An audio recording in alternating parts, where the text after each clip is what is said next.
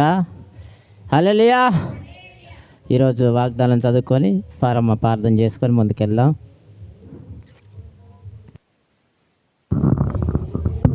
హల్లెలూయా, హల్లెలూయా. ఈరోజు వాగ్దానం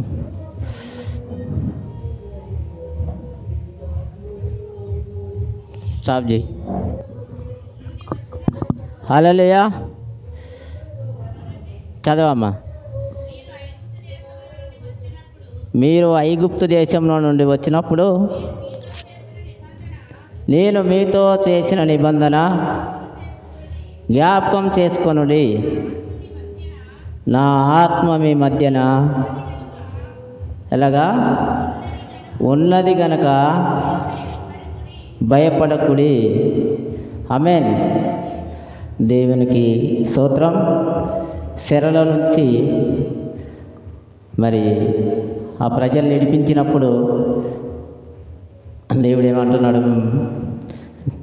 ఈ ఆత్మ మీ మధ్యన ఉన్నది, మీరు భయపడకుడి అంటున్నాడు. మనం అలాగే భయపడకుండా ముందుకు సాగాలి. సాగిపోదామన్న వాళ్ళు హల్లెలూయా. దేవునికి మహిమ కలుగును గాక. ప్రార్థన చేసుకుందాం. ప్రార్థన చేసుకొని స్తోత్రం స్తోత్రం. పరిశుద్ధుడు పరిశుద్ధుడు పరిశుద్ధుడు పరలోకమందున్న మా కన్న తండ్రి, నీ శ్రేష్టమైన ఘనమైన నామానికి స్తోత్రాలు తండ్రి. ఇదిగో తండ్రి, మాకు ఇచ్చిన సమయాన్ని బట్టి నాయనా, ఎవరికి లేని ధన్యత మాకు ఇచ్చినందుకు నీకు వందనాలు. ఇదిగో తండ్రి, పిల్లలందరూ నీ సన్నిధికి చేరి ఉన్నారు నాయన. ఇంకా మార్గ మధ్యలో రావడానికి సాయం దయచేయండి. త్వరగా వచ్చి నేను స్తుతించడానికి సాయం దయచేయండి ప్రభా. ప్రారంభం మొదలుకొని ఆఖరి వరకు మా మధ్యలో ఉన్నాను. మీ పరిశుద్ధాత్మని ఇక్కడ నిలబెట్టండి ప్రభా. యేసయ్యా, ఇగో పాటలు పాడుతున్న వాళ్ళ మీరుండండి, మంచి సరాలు దయచేయండి.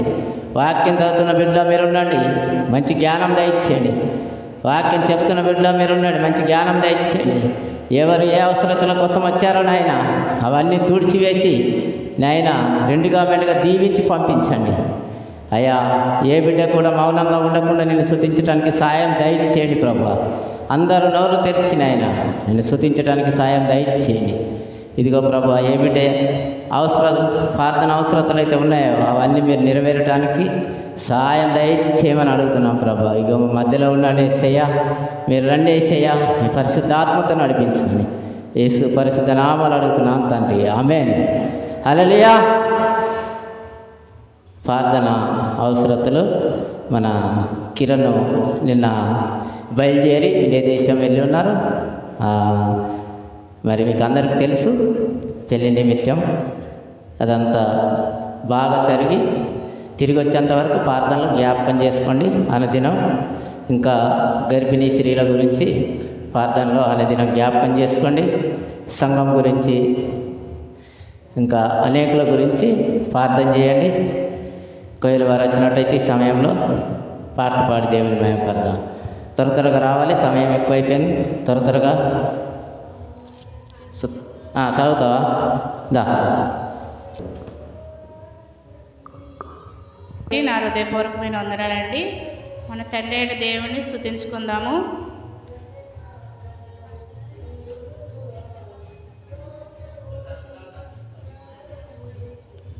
అబ్బా తండ్రి, నీకు స్తోత్రము. ప్రేమగల తండ్రి, నీకు స్తోత్రము. నిత్యుడగు తండ్రి, నీకు స్తోత్రము. పరలోకపు తండ్రి, నీకు స్తోత్రము. ఆత్మగల తండ్రి, నీకు స్తోత్రము. జ్యోతోమయుడా, నీకు స్తోత్రము. కనికరము గల తండ్రి, నీకు స్తోత్రము. మహానీయుడా, నీకు స్తోత్రము. నిన్ను సృష్టించిన తండ్రి, నీకు స్తోత్రము. పుట్టించిన తండ్రి, నీకు స్తోత్రము. స్థాపించిన తండ్రి, నీకు స్తోత్రము. మా అందరికీ తండ్రి, నీకు స్తోత్రము. ప్రభు, నీకు స్తోత్రము. నీత స్వరూపుడా, నీకు స్తోత్రము. ఈ యొక్క స్తుతుల మీద ఆశీనుడైన తండ్రికి కృతజ్ఞత. చదివి మనకు వినిపించిన ఇస్కిల గారికి ప్రత్యేక వందనం తెలియజేస్తూ, ఈ సమయంలో కోయలు వారు వచ్చినట్టయితే పాటలు పాడుకొని దేవుని మహిమపడతాం. త్వరగా కోయలు వారు ముందుకు రావాలి.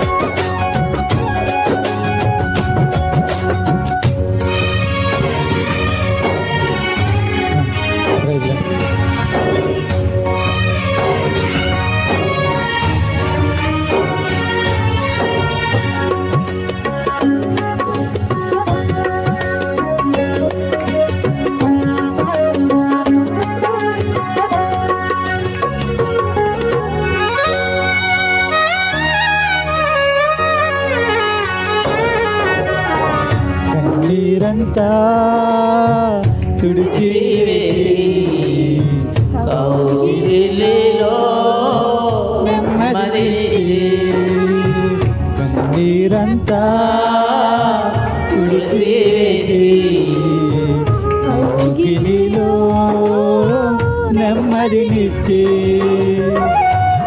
ఓదార్చిన నా యేసయ్యా నీ మేలు మరవాలేనయ్యా ఓదార్చిన నా యేసయ్యా నీ మేలు మరవాలేనయ్యా కన్నీరంతా తుడిచివేసి కౌగిలిలో నెమ్మదినిచ్చి కన్నీరంతా తుడిచివేసి కౌగిలిలో నెమ్మదినిచ్చి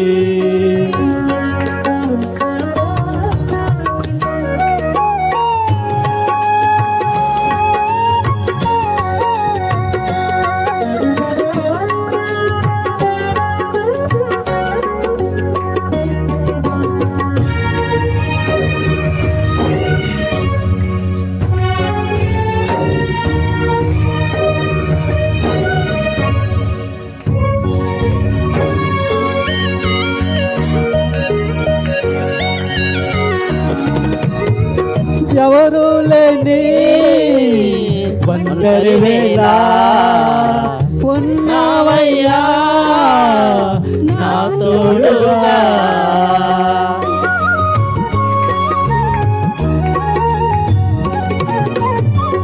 ఎవరు లేని ఒంటరి వేళ ఉన్నావయ్యా నా తోడుగా ఇడువలేదు ఏ క్షణమైనా ఇడువలేదే ఏ క్షణమైనా ప్రేమించిన నా యేసయ్యా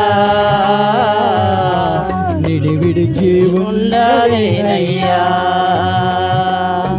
ప్రేమించిన నా యేసయ్యా విడిసి ఉండలేనయ్యా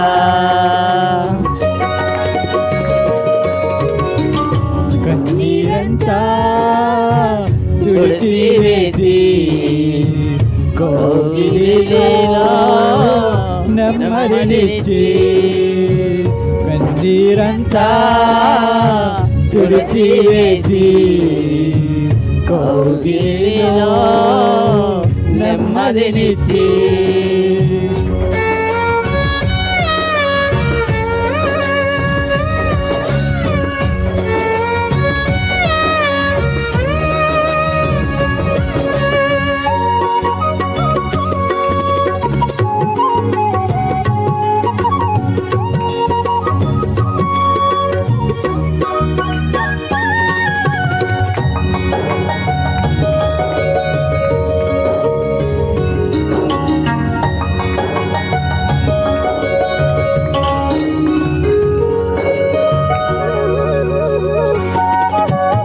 గుండె పగిలి వీడ్చిన వేళ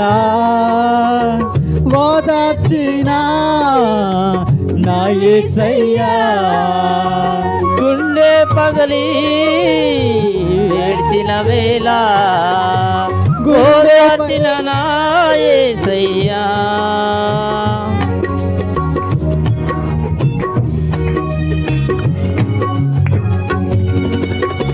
భుజము తట్టి నెమ్మదినిచ్చి భుజము తట్టి నెమ్మదినిచ్చి బలపరిచిన నా యేసయ్యా యెహోవా సమ్మానివయ్యా బలపరిచిన నా యేసయ్యా యెహోవా సమ్మానివయ్యా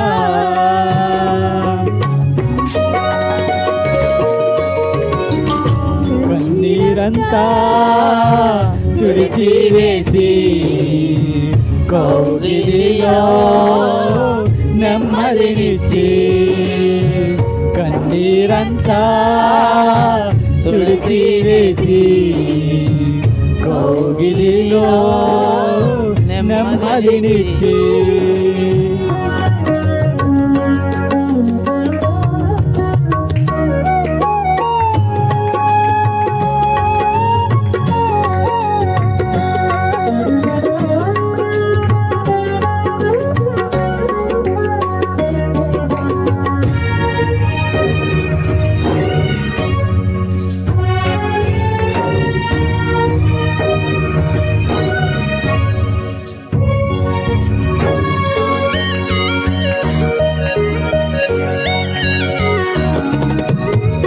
తీర్చలేని రుణభారముతో కుములి కుములి ఏడ్చిన వేళ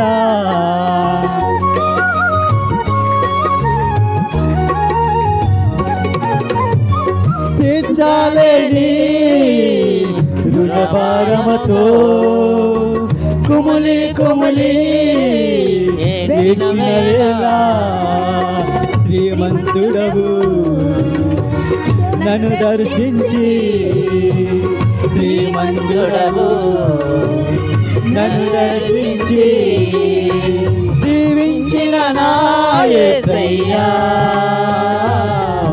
యెహోవా నీవేవయ్యా దీవించిన నా యేసయ్యా యెహోవా నీవేవయ్యా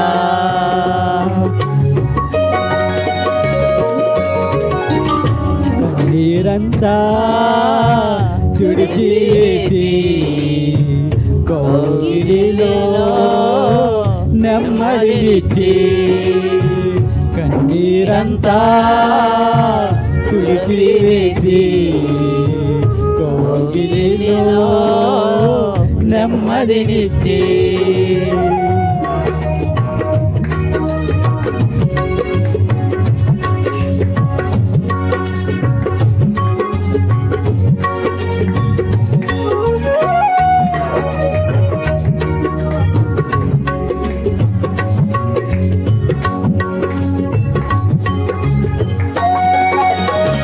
కన్నీరంతా తుడిచివేసి కౌగిలిలో నెమ్మదినిచ్చి కన్నీరంతా తుడిచివేసి కౌగిలిలో నెమ్మదినిచ్చి ఓదార్చిన నా యేసయ్యా యెహోవా నిన్ను విడిచి ఉండలేనయ్యా ఓదార్చిన నా యేసయ్యా నిన్ను విడిసి ఉండలేనయ్యా. హల్లెలూయా.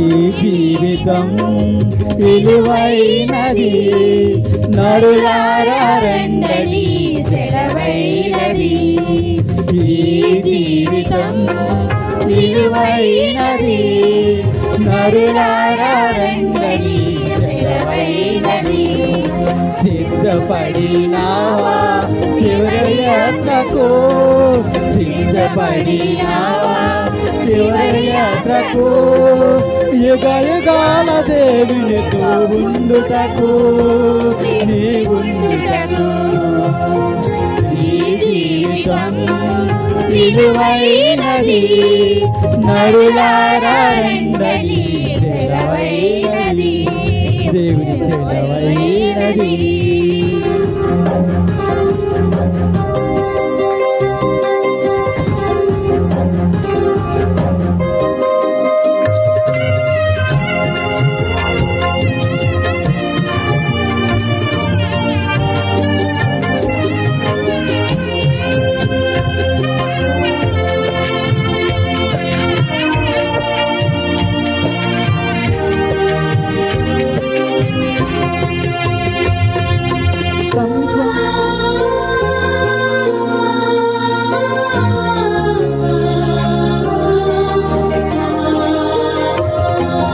సంపాదన కోసమే పుట్టలేదు నీవు పుట్టేటప్పుడు ఏది పట్టుకొని పోవు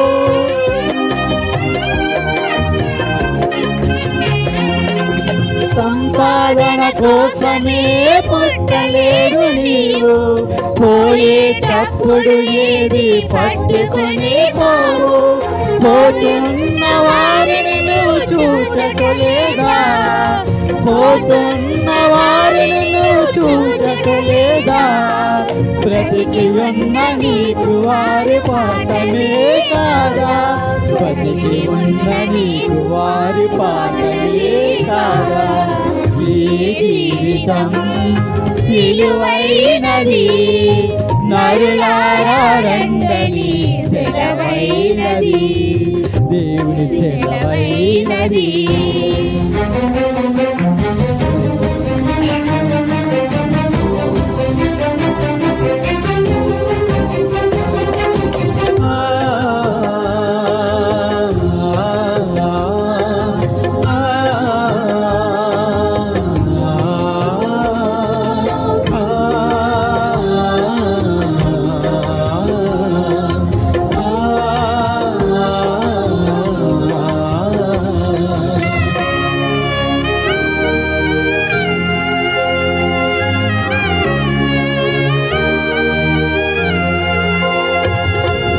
పాపులకు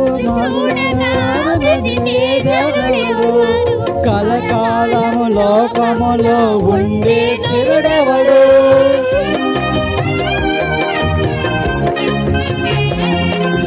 మరణము చూచే చూడక బ్రతికే నరుడవడు కలకాలము లోకములో ఉండే స్థిరుడవడు చిన్న పెద్ద తేడా లేదు మరణానికి చిన్న పెద్ద తేడా లేదు మరణానికి కుల మతాలు అడ్డమే కాదు కుల మతాలు అడ్డమే కాదు నరసానికి ఈ జీవితం విలువైనది నరులారా రండని సెలవైనది దేవుని సెలవైనది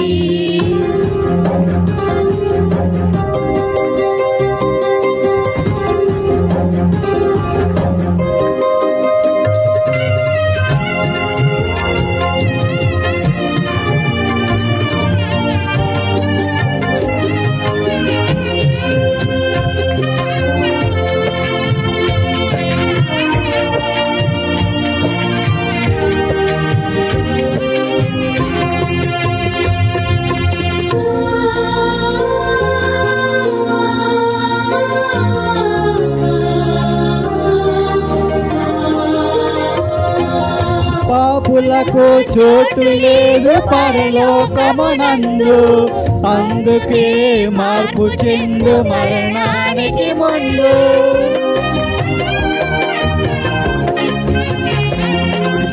పాపులకు చోటు లేదు పరలోకమునందు అందుకే మార్పు చెందు మరణానికి ముందు యేసు రక్తమే నీ పాపానికి ముందు యేసు రక్తమే నీ పాపానికి మందు కడగబడిన వారికి గొర్రె పిల్ల విందు కడగబడిన వారికి గొర్రె పిల్ల విందు ఈ జీవితం విలువైనది నరులారా రండని సెలవైనది ఈ జీవితం విలువైనది నరులారా రండని సెలవైనది సిద్ధపడినావా శివయాత్రకు సిద్ధపడినావా శివయాత్రకు యుగ యుగాల దేవునితో ఉండుటకు నీ ఉండుటకు జీవితం విలువైనది నరులారా రండని సెలవైనది దేవుని సెలవైనది. హల్లెలూయా. హల్లెలూయా.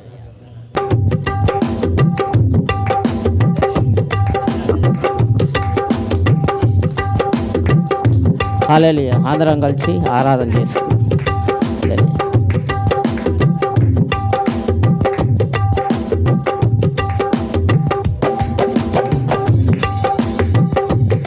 నిల్చోండి, చప్పట్లు కొడుతూ దేవుని ఆరాధన.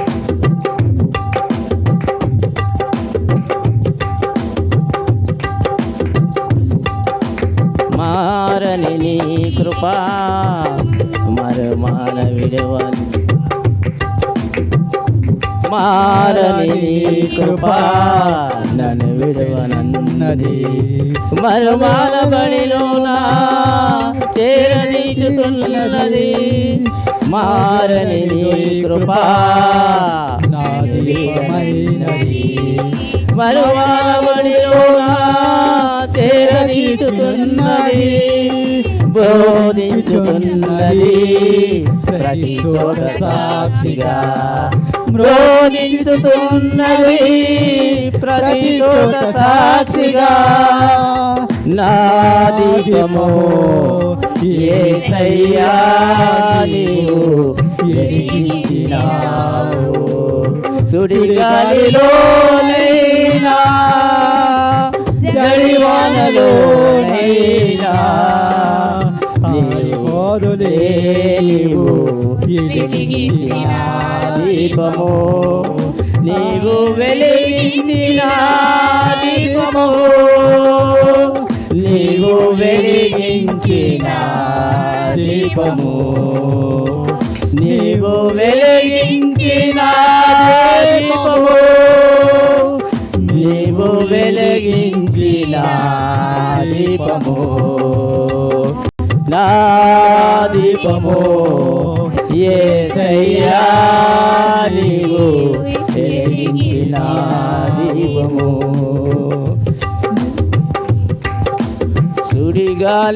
సుడిగాలిలోనైనా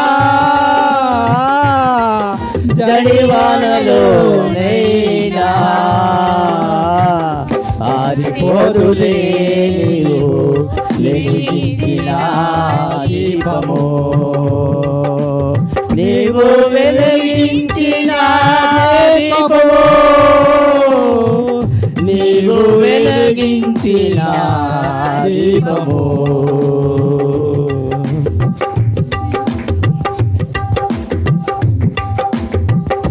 ఆగని పోరులో ఆరిన నేలపై నా ముందు వెలిసితివే సైన్యాలు గదిపతివై ఆగని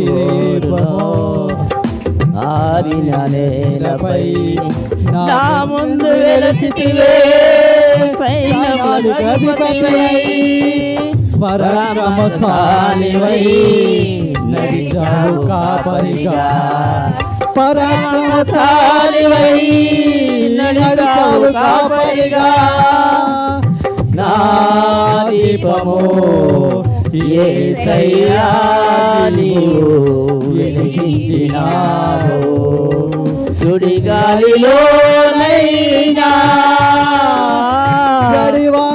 జడివానలోనైనా ఆరిపోదులే నీవు వెలిగించిన దీపము నీవు వెలిగించిన దీపము నీవు వెలిగించిన దీపము నా దీపము యేసయ్యా నీవు వెలిగించినావు దీపము సుడిగాలిలోనైనా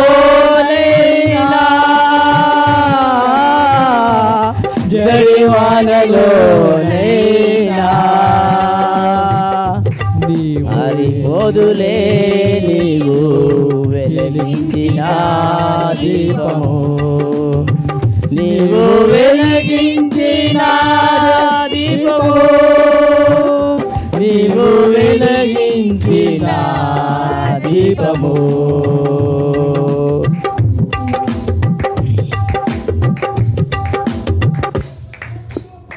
హల్లెలూయా స్తోత్రం తండ్రి. నువ్వు వెలిగించిన దీపం తండ్రి ఆరిపోదయ్యా అయ్యా. మా పట్ల చేస్తున్న కార్యాలనైనా ఆరని ఒడిలోనైనా సుడిగాలిలోనైనా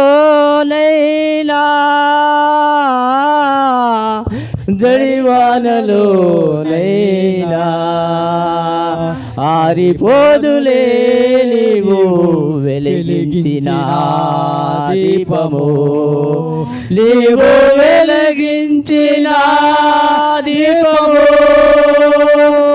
నీవు వెలిగించిన దీపము నా దీపము యేసయ్యా నీవు వెలిగించినావు తండ్రి. మా దీపం వెలిగించినావు నాయనా ఆరిపోదయ్యా. స్తోత్రం పరిశుద్ధుడా పరిశుద్ధుడా తండ్రి. ఇంతవరకు మా మధ్యలో ఉండి నాయనా ఆరాధనలో మీరు ముందు నడిపించినందుకు నీకు వందనాలు అయ్యా. ఇంకా అన్ని విషయాలలో మీరు ముందు నడిపించమని అయ్యా. పిల్లలు నాయన దీవించి ఇంకా మంచి సరాలు దయచేయమని అయ్యా. మా మధ్యలో ఉండి నాయన అన్నిట్లలో మీరు అధ్యక్షునిగా వాయించి నాయన నడిపించమని యేసు పరిశుద్ధ నామములో అడుగుతున్నాను తండ్రి. ఆమేన్ ఆమేన్. హల్లెలూయా హల్లెలూయా. సమయంలో నా శత్రువులందరికీ నేను నిందాస్పదై ఉన్నాను, నా పొరుగు వారికి విచార కారణముగా ఉన్నాను. నా నిలవరులకు బేకారుడై ఉన్నాను. ఈదులలో నన్ను చూచువారు నా ఎదుట నుండి పారిపోదురు. మరణమైన స్వర్ణకు రాకున్నా వాని వలె మరోబడిదిని, వంటికొండ వంటి వాడనైదిని. అనేకులు నా మీద దురాలోచనలు చేయుచున్నారు, నాకు ప్రాణహాని చేయుటకు యోచించున్నారు. వారు గుసగుసలాడుట నాకు వినబడుచున్నది, నలుదిశలను నాకు భీతి కలుగుతున్నది. యెహోవా నీ యందు నమ్మకించున్నాను, నీవే నా దేవుడు అని నేను అనుకునిచున్నాను. నా కాలగతులను నీ వశములోనున్నవి. నా శత్రువుల చేతుల నుండి నన్ను రక్షింపుము, నన్ను తరుమువారి నుండి నన్ను రక్షింపుము. నీ సేవకుని మీద నీ ముఖ కాంతి ప్రకంసబోచేయున్నావు. నీ కృపచేత నన్ను రక్షింపుము. యెహోవా నీకు మొరపెట్టి ఉన్నాను, నన్ను సిగ్గుపడినందుకుము. భక్తిహీనులు సిగ్గుపడినందురు గాక, పాతాళమునందు వారు మౌనులైందురుగాక. అబద్ధికుల పెదవులు మోయబడునుగాక. వారు గర్వమును అసహ్యమును అగపరచు నీ చేతి నీ నీతిమంతుల మీద కఠోరమైన మాటలు పలుకుదురు. నీయందు భయభక్తులు గల వారి నిమిత్తము నీవు దాచించిన మేలు ఎంతో గొప్పది. నరుల ఎదుట నిన్ను ఆశించు వారి నిమిత్తము నీవు సిద్ధపరిచిన మేలు ఎంతో గొప్పది. మనుషులు కపటం పాపములు వారి నుండుటకు నీ సన్నిధి చాటున వారిని దాచుచున్నావు. వాక్యాహము మానిపి వారి గుడారములో దాచుచున్నావు. ప్రకారములు గల పట్టణములో యెహోవా తన కృపను ఆశ్చర్యకార్యంగా నాకు చూపినావు. ఆయన స్తుతినందును గాక. భీతి చెందిన వాడై నీకు కనబడకుండా నేను నాశనమవుతునుకుంటుని. అయినను నేను నీకు మొరపెట్టగా నీవు నాకు ఆజ్ఞాపనలను ధ్వని ఆలకించితివి. యెహోవా భక్తులారా, మీరందరూ ఆయనను ప్రేమించుడి. యెహోవా విశ్వాసులను కాపాడును. గర్వము ప్రవర్తించే వారికి ఆయన గొప్ప కారణముగా చేయుచుంది. యెహోవా కొరకు కనిపెట్టి వారులారా, మీరందరూ మనసైన ధైర్యమును వహించి నిబ్బరంగా నుండి. ఈ చిన్న వాక్యుడు దేవుడు దీవించినాక. దేవుని నామానికి మహిమ కలుగును గాక. చక్కగా ఆరాధనలో పాటల్లో దేవుడు ఇంతవరకు మనల్ని ముందుకు నడిపించినందుకు దేవునికి లెక్కలేని స్తుతులు చెల్లిస్తూ దేవునికి మహిమ కలుగును గాక. కీర్తనలు చక్కగా చదివి వినిపించిన మన రవేష్ దేవ గారికి ప్రత్యేక వందనాలు తెలియజేస్తూ సంఘం తరపు నుంచి ఇప్పుడు కీర్తనలు ఒక 5 నిమిషాలు క్లుప్తంగా మన తమ్ముడు రమేష్ వచ్చి వివరిస్తాడు. క్లుప్తంగా. అది దేవునికి నా వందనములు. వచ్చిన ప్రతి ఒక్కరికి ప్రభు అయిన యేసుక్రీస్తు వారి పేరట నా వందనలు. అందరూ బాగున్నారు కదండి? Okay, right. మరి ఈ సమయాన్ని ఇచ్చిన సంఘ కాపరైన పెద్దలకు అన్నకి నా వందనములు చెల్లిస్తున్నాను. వందనలన్న.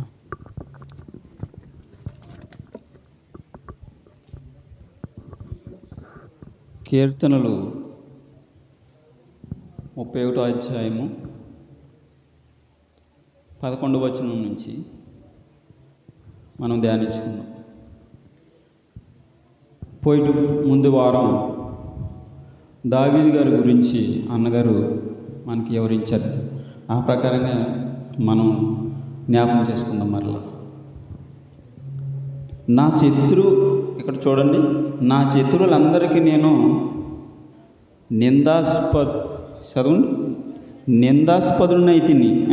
నిందాస్పదునై ఉన్నాను. నా పొరుగు వారికి విచారకరణంగా ఉన్నాడంట. అంటే దావీదు గారు దేవాది దేవుణ్ణి వేడుకుంటున్నాడంట.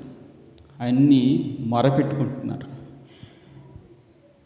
దావీదు కీర్తనలో ప్రతి మాట కూడా ఆయన తగ్గించుకుని, ఆయన తగ్గింపు జీవితంతో వేడుకుంటాడు దేవుడు. అంటే ఆయనకు ఎటువంటి స్థాయిని ఇచ్చాడు దేవుడు? అద్భుతమైన స్థితిని ఇచ్చాడు. దావీదు గారు ఎక్కడో గొర్రెలు కాసుకుని ఉన్నవారిని ఆయనకి రాజుగా నియమించాడు. మరి ఒకసారి దావీదు గారి గురించి మనం ఆలోచించినట్లయితే, దావీదు గారు రాజ్యాన్ని ఆయనకి ఇచ్చారు కదా. ఆయన ఎలాగా వేడుకుంటున్నాడని అంటే చాలా తగ్గింపు జీవితం. పిల్లలు, మరి మన లోకానుసారమైన రాజ్యాన్ని వేలమని ప్రజలకు ఇచ్చినప్పుడు ప్రభుత్వకారులు ఎలా ఉంటున్నారు? అధికారంలో రాకముందు ఎలా ఉంటున్నారు? వీధికి వచ్చి చాలా దీనుడుగా మనసు తగ్గించుకుని, ఒక మెట్టు తగ్గించుకుని వచ్చి ఓట్లు అడుగుతుంటారు. అధికారం పొందిన తర్వాత మనం ఆ మెట్టు ఎక్కడానికి అర్హత లేని వారంగా ఉంటాం. కానీ ఇక్కడ చూడండి, దావీదు గారు ఈ దావీదు కీర్తన అంతా కూడా ఆయన చాలా తగ్గించుకుని ఆయన నడుచుకున్నాడు. పిల్లలు అంటే ఓకే, అంటే చూడండి, మనకి ఈ లోకానుసారమైన మనుషులకి ఈ దావీదు గారికి ఒకసారి వ్యత్యాసం చూసుకున్నట్లయితే ఎలా ఉంటుందంటే, ఆయన చాలా తగ్గించుకుంటున్నాడండి. ఆయన మనసు బాగా అర్థమవుతుంది. అంటే ఏమైందన్నా? ఓకే, అధికారంలోకి రాకముందు ఒక రకంగానే, అధికారం ఇచ్చిన తర్వాత, దేవాది దేవుడు ఇచ్చిన తర్వాత ఒక రకంగా దావీదు గారు లేరు పిల్లలు. ఎలా ఉన్నారనంటే చాలా తగ్గించుకున్నాడు, దేవుని గురించి ఆలోచించాడు. కానీ మన అధికారులు అయితే ఎలా ఉంటారంటే హెచ్చించుకుంటారు. వారు గొప్పగా ఊహించుకుంటారు. ఎందుకంటే 60-70 సంవత్సరాల జీవితాన్ని ఎలా కొనసాగించాలి అని తపన పడుతూ ఉంటారు. కానీ దావీదు గారు అలా లేరు ప్లేయర్. మనం ఇక్కడ చూసినట్లయితే చూడండి, ఇక్కడ మళ్ళీ చదవండి అన్న. నా శత్రువులు అందరికీ నిందాస్పదుడిని, ఆయన నిందలేనోడుగా ఉన్నాడంటండి. ఇంకా ఆయన పొరుగు వారి కన్నా ఎలా ఉన్నాడంటండి? విచారకరంగా ఉన్నాడని చెప్తున్నాడు. ఎవరికి చెప్తున్నారండి? దేవతి దేవునికి చెప్పుకుంటున్నాడు. ఆయన స్థితిగతులు ఎలాగున్నవి అని ఆయన చెప్పుకుంటున్నాడు అంటండి. చూడండి, ఇంకా 12వ వచనం చూడండి. మరణస్మరణకు నాకు మరోబడితిని. ఆయన మరణించినా కూడా నేను మరణిస్తాను అని ఆయనకి మరిచిపోయాడంటండి ఆయన. అంటే మనము మరణిస్తామని ఎంత భయంకరంగా ఉంటామండి. మనం మరణిస్తామని తెలిసి ఎన్ని జాగ్రత్తలు తీసుకుంటామండి. ఆయన ఏమంటున్నాడు చూసారా అక్కడ 12వ అధ్యాయం, మరణస్మరణకు రాకున్నా వాని వలె మరోబడితిని అంట. ఆయన మరణిస్తాడు ఈ భూమి మీద ఒకసారి అనే విషయాన్నే మరిచిపోయాడండి. అలా ఉండాలండి. మనము ఇక్కడ పని చేసుకుంటున్నాము, మనం ఎలా ఉండాలని అంటే ఈ జీవితాన్ని మర్చిపోవాలి. అంటే దేవుని కొరకు దేవుడు ఆయన లేపుతాడు, ఆయనకి నిత్యరాజ్యం ఇస్తాడని అంత నమ్మకం ప్రియులారా దేవుడు అంటే. మనకి కూడా ఆ నమ్మకం కలిగి మనం ఉండాలి. మరి ఇలా వివరించుకుంటా వెళ్ళిపోతే చాలా లోతైన విషయాలు మనకి ఉంటాయి. చూడండి 13వ వచనం చూడండి. 13వ వచనం, అనేకులు నా మీద దురాలోచనలు చేయుచున్నారు, నా ప్రాణహాని చేయుటకు యోచించుచున్నారు, వారు గుసగుసలాడుట నాకు వినపడుచున్నవి. చూసారా? అంటే చూడండి, అధికారం ఉన్నది కదా ఆయనకి. అధికారం ఉన్నప్పుడు ఆయన మీద ఇక్కడ ఎంతోమంది అలనాడు పన్నాగలు పన్నుతారు. ఇతను ఏంటి ఎంతలాగా ఉన్నాడు, ఏంటి ఈయనకి ఇంత ఉన్నత స్థాయిది అని రకరకాలుగా అలనాడు ప్రజలు గుసగుసలాడటం ఆయన విన్నాడంటండి. మనం వింటే, అదే మనకు అధికారంలో ఉంటే మనం విన్నామనుకోండి, మళ్ళీ ఆయన రోడ్ ఎక్కనేమని కదా. ఇప్పుడు అధికారంలో ఉన్నామనుకోండి, మన మీద ఏ స్పందన వచ్చినా వాడిని తొక్కేయడానికే చూస్తాం. కానీ దేవుడిని వేడుకుంటున్నాడు అంటండి దావీదు గారు. ఎవరిని వేడుకుంటున్నాడు? దేవుని వేడుకుంటున్నాడు ప్రియులారా. కానీ ఇలా చదువుకుంటూ ధ్యానించుకుంటూ ఆలోచించుకుంటూ వెళితే దావీదు గారు మనసు మనకి అర్థమవుతుంది ప్రియులారా. అంటే ఆ జీవితం మనం పొందగలుగుతాం. అలా బ్రతికితేనే, అలా నడుచుకుంటేనే మన స్థితిగతులు మారతాయి. చూడండి 15వ వచనం చూడండి. నా కాలగతులు నీ వశంలో ఉన్నవి, నా శత్రువుల చేతిలో నుండి నన్ను రక్షింపుము. చూసారా? మనం ఎలా ఉండాలో, ఎలా బ్రతకాలో అంతా ఎవరి చేతిలో ఉంది? దేవుని చేతిలో ఉంది. ఆయన అదే అంటున్నారు. ఇప్పుడు నాకు అధికారం ఉంది, నేను ఇష్టానుసారంగా బ్రతకొచ్చు, నేను ఉన్నత స్థాయిలో ఉండవచ్చు అని అనుకున్నాడా? అనుకోలేదు. ఏమంటున్నాడు చూసారా ఇక్కడ? నా కాలగతులు నీ వశంలో ఉన్నవంటండి.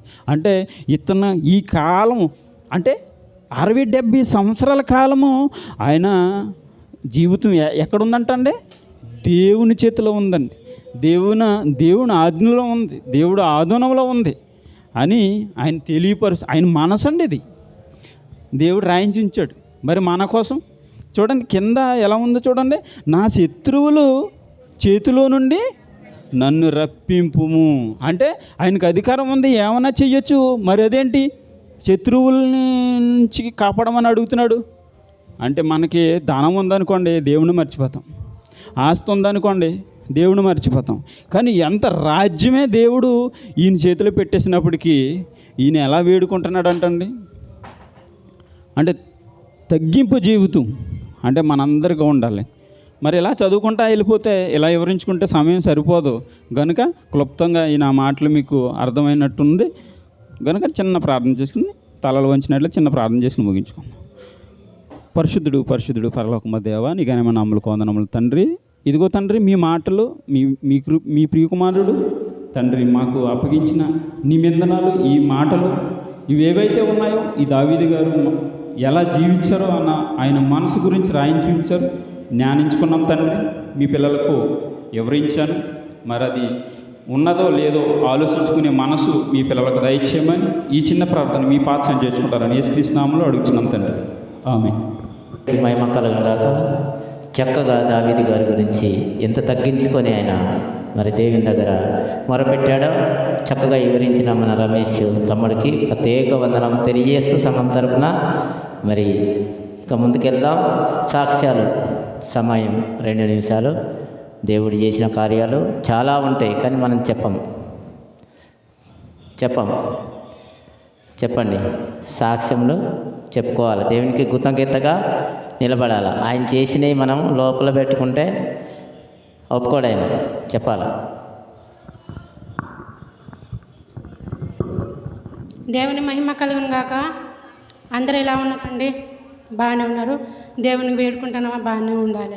నా సాక్ష్యం అంటే ఏంటిది, మీరు ఎన్నో ఉంటారు న్యూస్లో.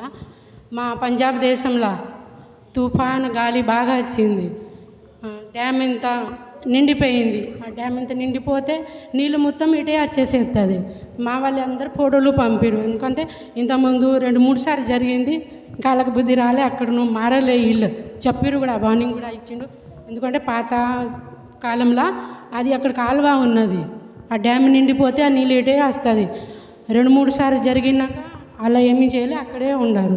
నీళ్ళు వచ్చేసేస్తే మొత్తం నిండిపోయింది. మా వాళ్ళే ఫోటోలు పంపిరు, వీడియో పంపిరు. ఇంకా తెలిసిన వాళ్ళు కూడా ప్రార్థనలో జ్ఞాపకం చేసుకోవని అమ్మ చేసుకొని అన్నాడు. జ్ఞాపకం చేసుకున్న ప్రార్థన చేసిన దేవునికి, అయ్యా తండ్రి మా పంజాబ్ దేశంను జ్ఞాపకం చేసుకో ప్రభువా, మునిగిపోతుంది, నీ ప్రజల బిడ్డను కాపాడుతండి, రక్షించండి. వాళ్ళకి ఆహారం కూడా లేదు, అన్ని బర్రెలు మేకలు అన్నీ వెళ్ళిపోయినాయి, ఇల్లులు అన్నీ ఖరాబ్ అయినాయి. అంతా ప్రార్థన చేసిన వాళ్ళకి ఆహారం కూడా లేదు. కొంతమంది అయితే బంగ్లా మీద ఎక్కిండు. మా పక్కనే ఇల్లు ఉంటుంది, అది కూడా సగం నిండింది. మా ఇల్లు ఒక్క మెట్ల ఉంది, మీది మెట్ల నీళ్ళు రాలే. మా ఇంటి ఇప్పుడు నీళ్ళు రాదు. పక్క వాళ్ళని చెప్పిన, అమ్మ మీ ఇంట్లో నీళ్ళు వస్తే మా ఇంటికి వచ్చేసాయి, మా ఇంటికి వచ్చి ఉండు. అలా ముందుగానే జాగ్రత్త అయిపోయినారు. ఇంత సమాను ఫ్రిడ్జ్ ఏదో మంచి మంచి వస్తువులు ఖరాబ్ అయినది మా ఇంట్లో పెట్టేసేసిండు. 3 రోజులు అనే ఉండరు. దేవుడు ఇంత గొప్ప దేవుడు, మా ప్రార్థన వాళ్ళకి ఇచ్చిండు, కాపాడిరు. ఇంత భోజనాలు కూడా అన్ని దేశంలోను ఊర్లను చిన్న చిన్న ఊర్ల దగ్గర ఉన్నాయి, అందరూ భోజనాలు ఇచ్చిండు. దేవునికి చిన్నగా సాక్ష్యం, వాళ్ళని కాపాడిండు, రక్షించు. దేవునికి స్తోత్రం. హల్లెలూయా. దేవుడు కార్యాలు మనకు కనిపించవు. మీ అందరికీ నా వందనాలండి. నేను చెప్పబోయే సాక్ష్యం ఏంటంటే, మా చెల్లి లాస్ట్ చెల్లి కోయిట్లో ఉంటుందండి. అయితే చెల్లికి చిన్న పొక్కేసిందంటండి చెవులో. అయితే ఆ పిల్లకి సెప్టిక్ అయిందంట. అయితే వాళ్ళ ఆయన చెల్లి కూడా కోయిట్లో ఉంటారు. అయితే వాళ్ళ ఆయన వెంటనే టికెట్ తీసి పంపించేశారండి చెల్లిని. అయితే బాగా వాసిపోయింది, మెడలు కూడా వాసిపోయినాయండి. విపరీతమైన బాధతో వచ్చిందండి. ఫ్లైట్ ఎక్కినప్పుడైతే అసలు మాట కూడా సరిగా రాలేదండి. ఇండియాకి ఎలా వెళ్తుందో అనుకుని చాలా బాధపడ్డామండి. అయినా ఇండియాకి చాలా క్షేమంగా చేరుకుంది. అయితే డాక్టర్ దగ్గరికి వెళ్ళిందంట, ట్యాబ్లెట్లు ఇచ్చారండి, ఆపరేషన్ పడుతుంది అన్నారంట. అయితే అక్క మేము అందరం ప్రార్థన చేసామండి, అయ్యా ఆపరేషన్ పడకుండా మా చెల్లికి తగ్గిపోవాలని ఆయన అని ప్రార్థించుకున్నప్పుడు చెల్లికైతే ఆపరేషన్ పడలేదండి. దేవుని కృపను బట్టి ట్యాబ్లెట్ల వల్ల తగ్గిపోయిందండి. మళ్ళీ వెళ్ళిపోతుందండి. వాళ్ళ ఆయన టికెట్ వేశాడు, మళ్ళీ కోయిట్కి వచ్చేసిందండి. ఇప్పుడైతే సంపూర్ణంగా తగ్గిపోయిందండి చెల్లికి. ఈ సినీ సాక్ష్యం దేవుడు దీవించి ఆశీర్వదించును గాక. ఆమేన్. హల్లెలూయా. దేవుని నామానికి మహిమ కలుగును గాక. చెప్పిన సాక్ష్యాన్ని బట్టి అందరు ప్రార్థించండి, జ్ఞాపకం చేసుకోండి. అది అందరికీ వందనాలు. నా పేరు చింటూ. నేను గత ఖత్తర్కి వచ్చి 6 సంవత్సరాలు అవుతుంది. 6 సంవత్సరాలు అవుతుంది. మరి ఇంకో 2 రోజులు ఉంది. 6 సంవత్సరాలు కంప్లీట్ అయ్యి 7వ సంవత్సరంకి వెళ్ళిపోతాను. నేను 3 సంవత్సరాల కిందట ఇంటికి వెళ్ళాను.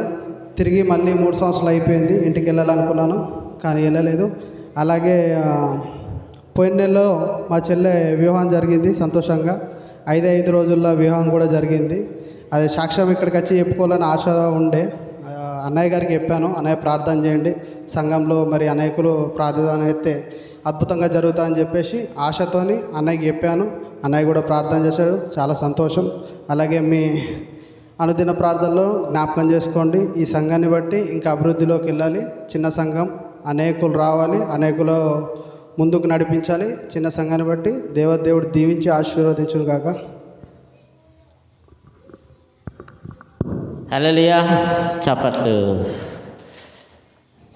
కొట్టి దేవుని మహిమపరుద్దాం. దేవునికి మహిమ కలుగును గాక. హల్లెలూయా. హల్లెలూయా. మరి చెప్పిన సాక్ష్యాలను బట్టి అందరూ అనుదినం ప్రార్థనలో జ్ఞాపకం చేసుకోండి. దేవుడు మనకు కనిపించకుండా ఆయన కార్యాలు చేస్తూ ఉంటాడు. ఎప్పుడు సాక్ష్యాలు ఎవరైతే చెప్తారో, ప్రార్థన అవసరతలు ఎవరైతే కోరుతారో అవి మర్చిపోకుండా మనం జ్ఞాపకం చేసుకోవాలి. ఆయన చేసిన మేళ్ళని మనం మర్చిపోవద్దు. ఆయన చేసిన మేళ్ళని కృతజ్ఞతగా మనం చెల్లిస్తూ ఉండాలి. మన ప్రార్థనలో అనుదినం జ్ఞాపకం చేసుకుంటూ ఉండాలి. ప్రార్థన చేసినప్పుడు ఏమడుగుతారు? ఆయన చేసిన మేళ్ళని ఎవరైనా ప్రార్థనలో అవసరతలు వారి కొరకు, సంఘం కొరకు, ప్రజల కొరకు, రాజుల కొరకు ఇవే కదా చేసేటి. ఇవన్నీ జ్ఞాపకం చేస్తున్నారా? చేసుకోవాలి. అందరూ ప్రార్థన చేయండి. ఇంకెవరైనా ఉన్నారా? ఇంకెవరు లేనట్టయితే స్పెషల్ సాంగ్ పాడేవారు త్వరగా లేట్ చేయద్దు.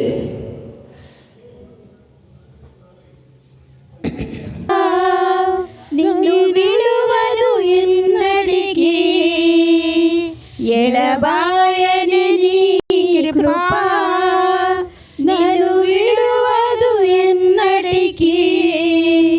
యేసయ్యా నీ ప్రేమానురాగం నన్ను కాయును అనుక్షణం. యేసయ్యా నీ ప్రేమానురాగం నన్ను కాయును అనుక్షణం. ఎడబాయని నీ కృపా నన్ను విడువదు ఎన్నటికీ.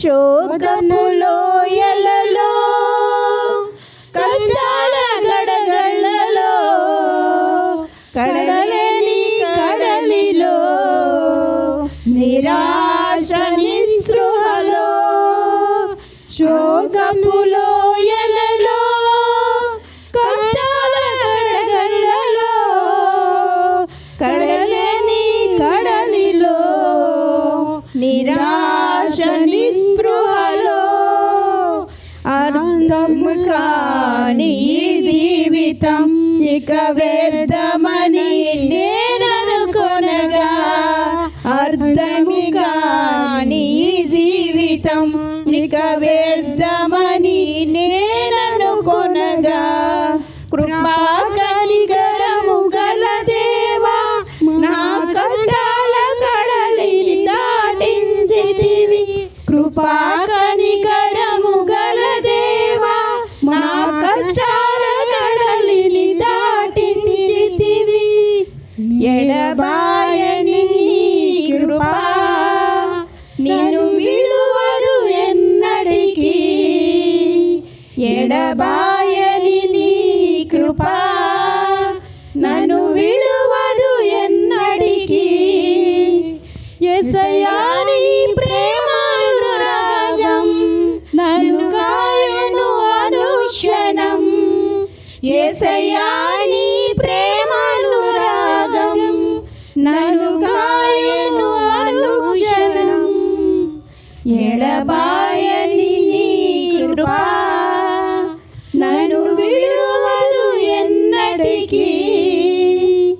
విశ్వాసము పోరాటములో ఎదురై శోధనలో లోకాసల అలజడిలో సడలితి విశ్వాసములో శోకములో ఎనలో కష్టాల కడగళ్ళలో కడలేని కడలిలో నిరాశ నిస్పృహలో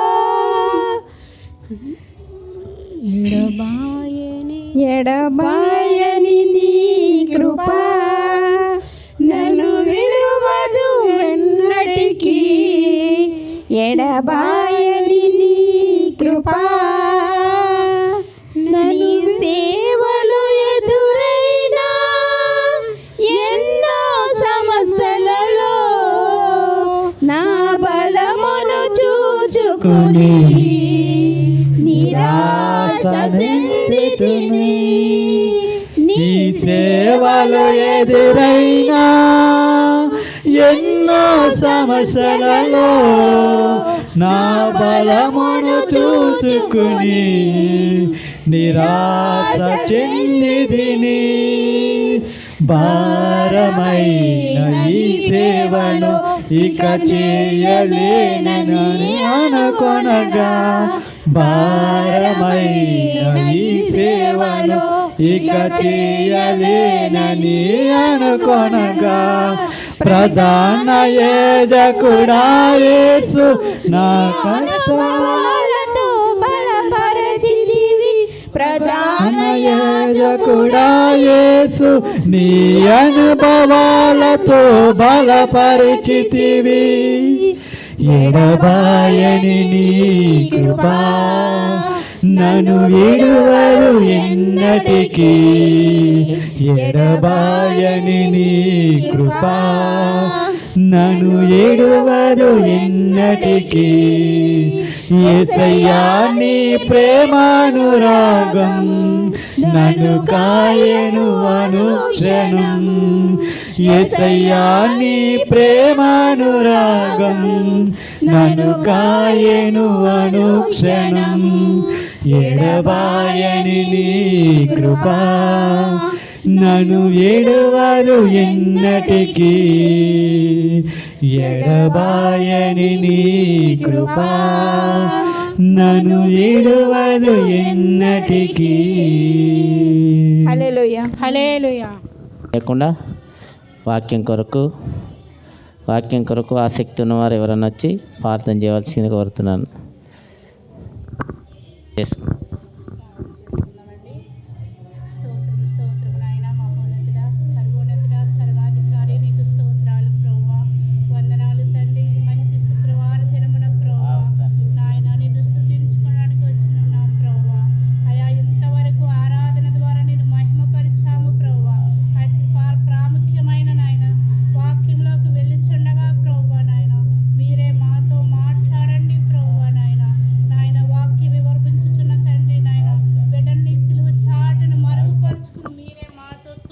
తేటగా మాట్లాడండి ప్రభువా. మీరే మీ ఆత్మతో అభిషేకించమని తండ్రి మా ఆత్మీయ ఆహారాన్ని అందించమని అడుగుచున్నాం ప్రభువా. అయా నాయన మీరే మాతో మాట్లాడమని మరి ఒకసారి విన్నపించుకుంటూ ఈ యొక్క నాయన చిన్న మీ పాద సన్నిధి చేర్చుకోమని అడుగుచున్నాను తండ్రి. ఆమేన్. వివరిస్తారు రియల్సిన్ గారు వస్తుండగా అందరూ చప్పట్లు కొట్టి ఆయనకు మనం ఈ సమయాన్ని ఇద్దాం.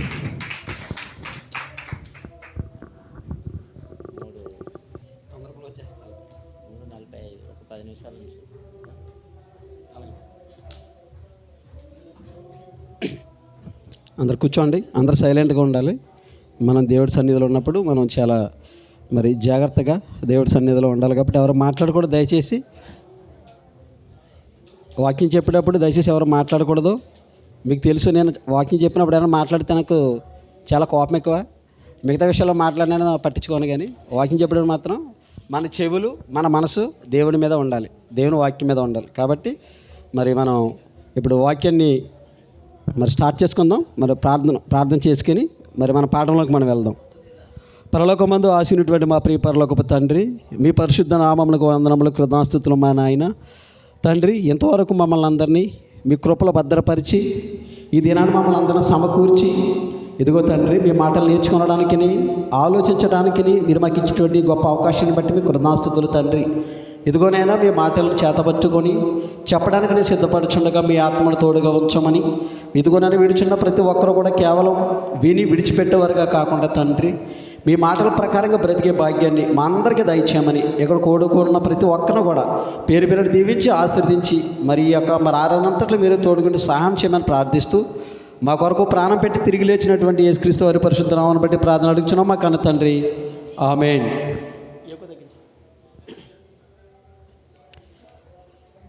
అందరూ బాగున్నారు కదండి? అందరూ బాగున్నారని మన దేవుని బట్టి నేను నమ్ముచున్నాను. ఇంతకుముందు నేను కింద నెల ఒక వాక్యం చెప్పాను. ఎవరికైనా గుర్తుందా? ఏ వాక్యం చెప్పాను? మర్చిపోతే ఎలా మరి?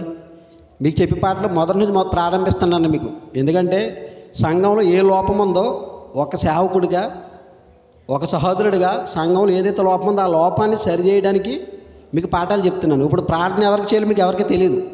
ఎలా పడితే అలా చేయటమే, మౌత్ ఇవ్వటం, ప్రార్థన చేయటం. ఆ ప్రార్థన వెళ్ళిపోద్దని మన గుడ్డి నమ్మకం.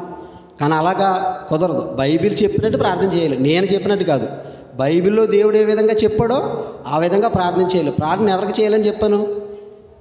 ఎవరి ద్వారా చేయాలని చెప్పాను? అసలు ఈ ప్రార్థన మొట్టమొదటి బైబిల్లో ఎక్కడ ప్రారంభమైందని చెప్పాను?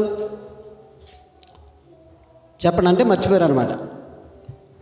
ఎక్కడ ప్రారంభమైంది? ఏనోషు అని ఒక వ్యక్తి పుట్టినప్పుడు దేవుని నామమున ప్రార్థన చేయడం ప్రారంభమైందని మనం తెలుసుకున్నాం. ప్రార్థన అంటే ఏంటి అసలే? దేవునితో, అంతే, దేవునితో మాట్లాడటం. ప్రార్థన అంటే దేవునితో మాట్లాడటం. అర్థమవుతుందా కదా? మరి ప్రార్థన ఎవరికి చేయాలో నేర్పించాను, ఎవరి ద్వారా చేయాలని చెప్పాను. నాకు వినపడాలి. యేసుక్రీస్తు వారి నామమును ప్రార్థన చేయాలి. అర్థమవుతుందా? ఎందుకు యేసుక్రీస్తు వారి నామమును ప్రార్థన చేయాలి? మనం ఎందుకు తండ్రి నామమును ప్రార్థన చేయకూడదు? యేసుక్రీస్తు వారు అంటున్నారు కదా, ఈ భూమి మీద ఉన్నప్పుడు ప్రార్థన ఎలా చేయాలని శిష్యులకు చెప్పాడు కదా. మత్తయి సువార్త మనందరికీ తెలుసు కదా, 6వ అధ్యాయము అందులో ఉంటుంది కదా. అది శిష్యులకు నేర్పినటువంటి ప్రార్థన, మనకు నేర్పిన ప్రార్థన కాదు. శిష్యులకు నేర్పారు. ఏమన్నారు? పరలోకమందున్న మా కన్న తండ్రి, భూమి మీద పరలోకంలో నీ చిత్తం నెరవేరినట్లు ఈ భూమి మీద మీ చిత్తాన్ని నెరవేరు కాకంటూ నీ రాజ్యం వచ్చిన కాక అని. వచ్చిన కాక రాజ్యం వచ్చేసింది. మళ్ళీ మనం వచ్చిన కాక అని మనం ప్రార్థన చేయకూడదు. అప్పుడు రాజ్యం రాలేదు. రాజ్యం రావాలంటే యేసుక్రీస్తు వారు చనిపోవాలి, తిరిగి లేవాలి. అప్పుడు అపోస్తుల ద్వారా ఆయన రాజ్యం కట్టబడాలి. అప్పుడు మరి అపోస్తుల్లో కార్యాలు వచ్చినప్పుడు కానీ సంఘం వచ్చేసిందా? సంఘం అంటే ఆయన రాజ్యం వచ్చేసిందా? మరి రాజ్యం వచ్చేసినప్పుడు మళ్ళీ రాజ్యం రమ్మని ప్రార్థన చేస్తున్నారండి. మళ్ళీ ఇది పైగా పరలోక ప్రార్థన అంటారు. అది పరలోక ప్రార్థన కాదు. బైబిల్లో మత్తయి సువార్త 6వ అధ్యాయంలో చెప్పిన ప్రార్థన అది పరలోక ప్రార్థన కాదు. తండ్రి వాళ్ళకు మొదట ప్రార్థన ఎలా చేయాలి వాళ్ళకి తెలియక అడిగారు యేసుక్రీస్తు వారిని. ప్రభా మరి మాకు ప్రార్థన చేయడం మాకు నేర్పించు, మేము ఎలాగ తండ్రితో ఎలా మాట్లాడాలో మాకు తెలియదు, మీరైతే మాట్లాడుతున్నారు కదా మాకు తెలియదు, నేర్పించడం అంటే అప్పుడు ఆయన శిష్యులకు చెప్పిన ప్రార్థన అది, మనకు చెప్పిన ప్రార్థన కాదు. అప్పటికి రాజ్యం రాలేదు, యేసుక్రీస్తు వారు సిలువ వేయబడలేదు కాబట్టి అప్పటికి ఇంకా రాజ్యం రాలేదు కాబట్టి నీ రాజ్యం వచ్చింది కాకనే ప్రార్థన చేయమన్నాడు. మనం ప్రతిదీ కూడా బైబిల్ అందుకే ఏదో సంఘానికి వస్తున్నాం, ఏదో పాస్టర్ గారు నిలబడి చెప్పేస్తున్నారు, వినేస్తున్నాం, వెళ్ళిపోతున్నాం అంటే మన భక్తి జీవితానికి ఏ విధమైనటువంటి ఉపకారం లేదు. ప్రతిదీ కూడా నేర్చుకోవాలి. ప్రతి అంశం బైబిల్లో చెప్పబడుతుందంటే ఎందుకు? మనకి ఏదైనా లోపాలు ఉంటే మీరు కానీ నేను కానీ ఎవరైనా సరే చెప్పుతున్నా, నాకు వింటున్నా మీ అందరికీ కూడా బైబిల్ నేర్పించే ప్రతి పాఠం కూడా మన జీవితంలోని మనం నేర్చుకుంటూ వెళ్ళాలి. మన లోపాలు ఉంటే సరి చేసుకుంటూ మనం వెళ్ళాలి. ఎందుకు యేసుక్రీస్తు ద్వారా తండ్రికి ప్రార్థన చేయాలంటే మనము ఈ లోకంలో బ్రతుకుతున్నప్పుడు మన పాపాల ద్వారా, మన అపరాధాల ద్వారా దేవుడికి ఉన్నటువంటి బంధాన్ని మనం తెంచేసుకున్నాం. అర్థమైందా మీకు? తండ్రితో ఉన్నటువంటి బంధాన్ని మనం తెంచేసుకున్నాం. అంటే ఇప్పుడు దేవునికి ప్రార్థన చేసే అర్హత మనకే లేదు. ఎందుకు లేదంటే మనం పాపాలలో ఉన్నాం, మన అపరాధంలో ఉన్నాం కాబట్టి మన ప్రార్థన దేవుడు వినడం. ఆయనకి మనకు ఉన్నటువంటి బంధం తెగిపోయింది. అప్పుడు యేసుక్రీస్తు వారు ఏం చేస్తారంటే, నా పిల్లలందరూ నాకు దూరం అయిపోతున్నారు, నేను వాళ్ళ కొరకే కదా ఈ సృష్టిని అంతా చేసి నీ భూమి మీద పుట్టిస్తే వాళ్ళు పాపం చేసేసి నన్ను తెలుసుకోకుండా నాకు దూరం అయిపోయారు, వాళ్ళకి నాకు వాళ్ళు చేసినటువంటి మనుషులు చేసినటువంటి పాపాలు అడ్డంగా ఉన్నాయి, వాళ్ళ ప్రార్థనలు నాకు వినబట్టలేదు అని ఆయన మళ్ళీ దేవుడు ఏం చేశాడంటే తన ప్రియకుమారుడైనటువంటి యేసుక్రీస్తు అని భూమి మీదకు పంపించి పాపంలో నలిగిపోతున్న మగ్గిపోతున్నట్టు మనల్ని మరి యేసుక్రీస్తు మరణం ద్వారా ఆయనకి సిలువ వేసి మన పాపాల నిమిత్తం సిలువ వేసి ఆయన సిలువ రక్తం ద్వారా మన పాపాలను కడిగి దేవుడికి మనకున్న అడ్డంగా ఉన్నటువంటి పాపాలన్నింటినీ తొలగించి ఇప్పుడు మనకి ఏం చేశాడంటే దేవుడికి దగ్గర చేశాడు మనం. అందుకనే యేసుక్రీస్తు వారి కోసం యేసుక్రీస్తు వారి తండ్రి అయిన దేవుడు ఏమంటాడంటే సర్వాధికారం ఆయనకి ఇవ్వబడి ఉంది. అందుకని యేసుక్రీస్తు నామమున మనం ఎందుకు ప్రార్థన చేయాలంటే యేసుక్రీస్తు వారు చేసినట్టు త్యాగాన్ని ఎవరు చేయలేరు. మీరు చేయగలరా? యేసుక్రీస్తు వారు సిలువ వేసుకున్నట్టు మీరు వేసుకోగలరా? ఒక సిలువైన అవసరం లేదు, ఒక కొరడ దెబ్బ కొడితే చాలు. యేసుక్రీస్తు దేవుడు కాదంటాం మనం, అవునా కదా? నిజం చెప్పండి, అంతే కదా? కానీ మరి యేసుక్రీస్తు వారు అలా కాదు. ఆయన ఏ పాపము చేయలేదు. నాలో పాపం ఎవడు స్థాపించగలడని అడిగాడు ఆ రోజుని. కానీ మరి అటువంటి ఆయన మరి ఎందుకని దెబ్బలు తిని అని పిడిగుద్దులు గుద్ది ముళ్ళు కిరటం పెట్టించుకుని మరి సిలువ మురాను భుజం మీద వేసుకుని మోసాడంటే మనందరిని తండ్రి దగ్గరికి చేర్చడానికి. ఆయన దేవుడు ఆయనకి భూమి మీద ఇచ్చినటువంటి బ్రతుకు కాలం మీద దేవుడిని గెలిపించి జయశాలుడుగా జయించి ఈ లోకాన్ని తండ్రి దగ్గరికి వెళ్ళాడు. అందుకండి సమస్త అధికారం ముల్లోకాల అధికారం ఎవరికి ఇచ్చాడంటే యేసుక్రీస్తు వారికి ఇచ్చారు. ఇప్పుడు అందుకనే మనం యేసుక్రీస్తు ద్వారా అడిగితేనే మనకి సమాధానాన్ని ఇస్తాడు. మనం డైరెక్ట్గా అడిగామనుకోండి తీసుకోడు. ఇప్పుడు మీకు ఎగ్జాంపుల్ చెప్తాను. ఒక ఎంఆర్ఓ గారు ఉన్నారు మన దగ్గర, లేదంటే ఒక ఎమ్మెల్యే గారు ఉన్నారు. మీరు డైరెక్ట్గా వెళ్ళిపోతానంటే కలుస్తాడు మిమ్మల్ని? అపాయింట్మెంట్ తీసుకోవాలి. ఆయన పిఏ ఉంటాడు, ఆయన దగ్గరికి వెళ్ళి సార్ మేము ఆయనతో మాట్లాడాలి, కొంచెం మాకు అపాయింట్మెంట్ ఇస్తారని మనం ఎవరెవరు అడగాలి? ఆ పిఏ ఉంటాడు, పిఏ ద్వారా అడగాలి. అలాగే ఇప్పుడు కూడా మనం తండ్రికి డైరెక్ట్గా మనం అడిగితే ఇవ్వడం. ప్రతిదీ కూడా యేసుక్రీస్తు నామంలోనే యేసుక్రీస్తు ద్వారానే ఇస్తాడు. మనం యేసుక్రీస్తు వారిని అడిగితే, తండ్రిని అడిగితే యేసుక్రీస్తు ద్వారా అడిగితే ఆయన ఇస్తాడు. కాబట్టి యేసుక్రీస్తు వారి నామాన్ని ఎందుకు ప్రార్థన చేయాలి? అర్థమైందా? యేసుక్రీస్తు వారు చేసినట్టు త్యాగాన్ని ఎవరు చేయలేదు కాబట్టి ఆయన ఈ భూమి మీద ఇచ్చినటువంటి ఆయనకి ఇచ్చిన ఆయుష్కాలంలో దేవుణ్ణి గెలిపించి జయశాలుడిగా పరలోకం వెళ్ళి తండ్రి కుడిపార్చన ఆయన ఆశలుడే ఉన్నాడు. సమస్తాన్ని ఆయన పేరు మీద. కాబట్టి మీరేం అడిగినా నన్ను నా ద్వారా అడగండి. శిష్యులకు అదే చెప్పాడు బతుకుండగా. యేసుక్రీస్తు వారు ఏమనంటే ఒకప్పుడు ఏమనంటే మీరు నన్ను అడగండి అన్నాడు. దగ్గరుండి అడగబట్టి అడగమన్నాడు. ఇప్పుడు నేను ఉంటాను కాబట్టి మీరు తండ్రిని అడగండి అంటాడు. యోహాను సువార్త 14 అధ్యాయంలో కూడా ఉంటుంది, తీయొద్దు. పక్క అధ్యాయంలో ఉంటుంది. ఏమనంటుందంటే ఇప్పుడు ఇంతవరకు మీరు నన్ను అడగమన్నాను కదా, ఇప్పుడు మీరు నన్ను ఏం అడగరు. ఎందుకంటే నేను ఇప్పుడు ఎక్కడికి వెళ్ళిపోతున్నాను? కొన్ని గంటల్లో తండ్రి దగ్గరికి వెళ్ళిపోతాను. కాబట్టి ఇప్పుడు మీరు నన్ను ఏం అడగరు, మీరు తండ్రిని అడుగుతారు. ఎవరి ద్వారా అడుగుతారంటే నా ద్వారా అడుగుతారు. అప్పుడు తండ్రి మీకు దయచేయని అంటాడు. అంతేగాని నన్ను అడగండి అనలేదు. యేసుక్రీస్తు వారు నన్ను అడగండి అనలేదు. అన్నాడు ఎప్పుడు భూమి మీద బతుకుండగా నా పక్కన ఉన్నప్పుడు. ఇప్పుడు రమేష్ నా పక్కన ఉన్నాడు అనుకో, ఇప్పుడు సతీష్ అన్న నా పక్కన ఉన్నాడు అనుకో, నా పక్కన ఉన్నాడు కాబట్టి నన్ను అడగని అంటాను. ఇప్పుడు నేను లేననుకో, అప్పుడు ఎవరిని అడగమంటాను? అలాగా మీకు అర్థమైంది కదా? దగ్గర ఉన్నప్పుడు అడగమన్నాడు. చనిపోయిన తర్వాత నన్ను ఏం అడగొద్దు, తండ్రిని అడగండి, కానీ నా నామం మీద అడగండి, చేస్తాను అని యేసుక్రీస్తు వారు చెప్పారు. కాబట్టి యేసుక్రీస్తు వారు తండ్రికి ఆయనకి ఎందుకు ప్రార్థన చేయాలో మనం తెలుసుకున్నాం. ఇప్పుడు అసలు టెస్ట్ ఇప్పుడే. అసలు ఎవరు ప్రార్థన చేయాలి? అదేంటండి ఎవరు ప్రార్థన చేయాలంటారేంటి? అందరూ ప్రార్థన చేయాలి కదా అంటారు. నిజమే, అందరూ ప్రార్థన చేయాలి. ఎవరో ప్రార్థన చేయకూడదని బైబిల్ ఎక్కడా లేదు. అందరూ ప్రార్థన చేయాలి. మరి ఎవరు పడితే వారు చేసేయచ్చా ప్రార్థన? చెప్పండి, ఎవరు పడితే వాళ్ళు చేయొచ్చా? ఎవరు పడితే అలా చేయకూడదండి. ఎలా చేయకూడదు, ఎందుకు చేయకూడదో మీకు చెప్తాను. ఏంటి నేను ఎలా చెప్తున్నాడు? అంత బైబిల్కి వ్యతిరేకంగా అనుకుంటున్నారా? లేదు, బైబిల్లోనే ఉన్నదే చెప్తాను మీకు. యేసుక్రీస్తు వారు ఎవరు పడతారు ప్రార్థన చేయొచ్చు, మనకు ప్రార్థన చేయమని నేర్పించాడు, అన్నీ చేశాడు. అయితే ఎవరు పడతారు ప్రార్థన చేయొచ్చు అంటే ఎవరు పడతారు ప్రార్థన చేయడానికి కుదరదు. ఎందుకు కుదరదో మీకు చెప్తాను. ప్రార్థన చేయడానికి కూడా మనకు ఒక అర్హత కావాలి. అర్థమవుతుందా మీకు? ఇప్పుడు మనకు ఒక జాబ్ కావాలనుకోండి. ఇప్పుడు నాకు డ్రైవింగ్ జాబ్ కావాలి. నాకు ఆల్రెడీ ఏమొచ్చి ఉండాలి? డ్రైవింగ్ వచ్చి ఉండాలి. ఇప్పుడు నాకు డ్రైవింగ్ రాకుండా డ్రైవర్ జాబ్ అడిగాను అనుకోండి, ఇస్తాడా? దేవుడు కూడా అంతే. ఇప్పుడు దేవుడిని మీరు అడిగారనుకో, మీకు ఏముండాలంటే అర్హత ఉండాలి. అర్థమవుతుందా? ఇప్పుడు మన ఇంటి దగ్గర ఇందాక అమ్మ ఉంది, ఆ పంజాబ్లో ఇల్లులందరూ కొట్టిపోయి అన్నారు కదా. ఇప్పుడు చాలామంది ఇల్లులు కొట్టిపోయాయి. వెళ్ళి ఎమ్మెల్యేకో కలెక్టర్ గారికో విన్నపం పెట్టుకుంటారు, మా ఇల్లులు పోయింది, మాకు ఇల్లు ఉండని. ఇల్లు పోయింది కాబట్టి ఇస్తాడు. ఇప్పుడు నాకు ఇల్లుండి ఇల్లు ఉండాలని అడిగాను, ఇస్తాడా?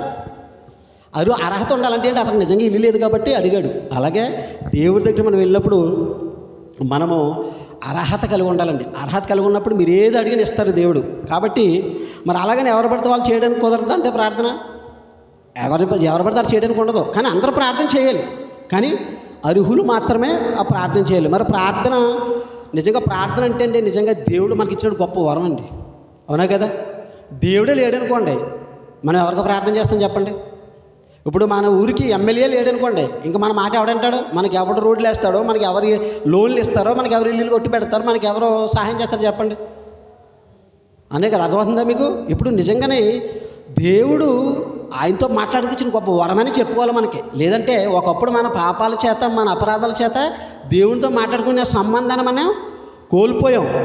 ఇప్పుడు యేసుక్రీస్తు ద్వారా మరలా దాన్ని దక్కించుకున్నాం. అంటే యేసుక్రీస్తు ద్వారా మరలా వరాన్ని మనం పొందుకున్నామండి. కాబట్టి మరి దేవుడు మరి చక్కగా మనకు అవకాశం ఇచ్చాడు. కాబట్టి మరి దేవుడిని మనం ఎప్పుడు ప్రార్థన చేయాలి? మరి దేవుడు ఎప్పుడు చేసినా ప్రార్థన వింటాడా? వింటాడు. ఎప్పుడు చేసినాని వింటాడు. ఎందుకంటో ఎప్పుడు చేసినా వింటాడు. అవునా కదా?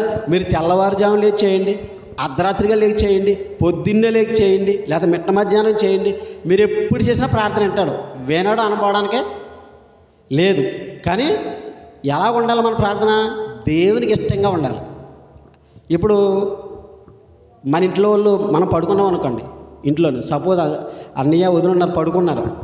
సతీష్ అన్నయ్య అర్ధరాత్రి లేచి అమ్మ ప్రార్థన చేసుకుందాం లేకన్నాడు అనుకో, ఇక పని పాట ఏం లేదంటే ఇప్పుడు ప్రార్థన పడుకునే వాళ్ళు పొద్దున్న చేసుకుందాం వాళ్ళు అంటారనరా? ఎవరైనా అర్ధరాత్రి నిద్ర ఉన్నప్పుడు ప్రార్థన చేసుకుందామనండి? ఎవరు వెళ్ళరు, మంచి నిద్రలో ఉంటారు. ప్రార్థన ఇప్పుడు ప్రార్థన టైం ఏంటి? పొద్దున్న చేసుకుందాం లేచినప్పుడు పడుకో అంటారు. కానీ దేవుడు ఎప్పుడు చేసిన అంటాడండి. మీరు ఎప్పుడు చేయండి. ఆయన ఎప్పుడు దేవుడు అంటే ఎలాగంటండి, దేవుడు మనసు ఎక్కడ ఉంటుందంటే భూమి మీద ఉంటుందండి.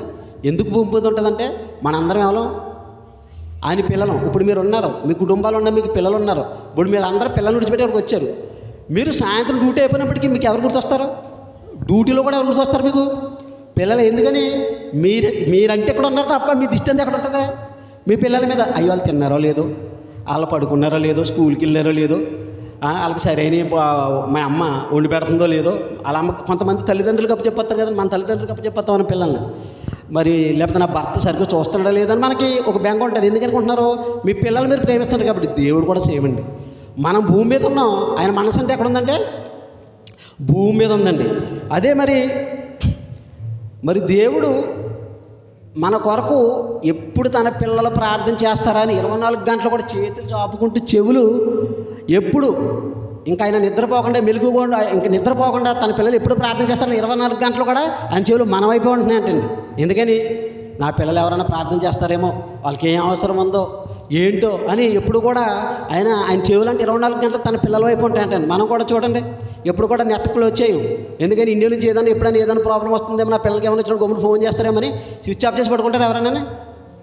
ఎవరో పడుకోరు కదా, ఎవరు పడుకోరు. ఒకవేళ అర్ధరాత్రి ఇంటి నుంచి ఫోన్ వచ్చినా మనకు నిద్ర పట్టదు, ఏదో అయిపోయింది దానికి అను కదా. అలాగే తండ్రి కూడానే ఎప్పుడు కూడా మన కొరకు అలా ఎదురు చూస్తూ ఉంటాడని, తన పిల్లలు ప్రార్థన చేస్తాడని. దేవుడికి ఎప్పుడు బిజీ ఉండదండి.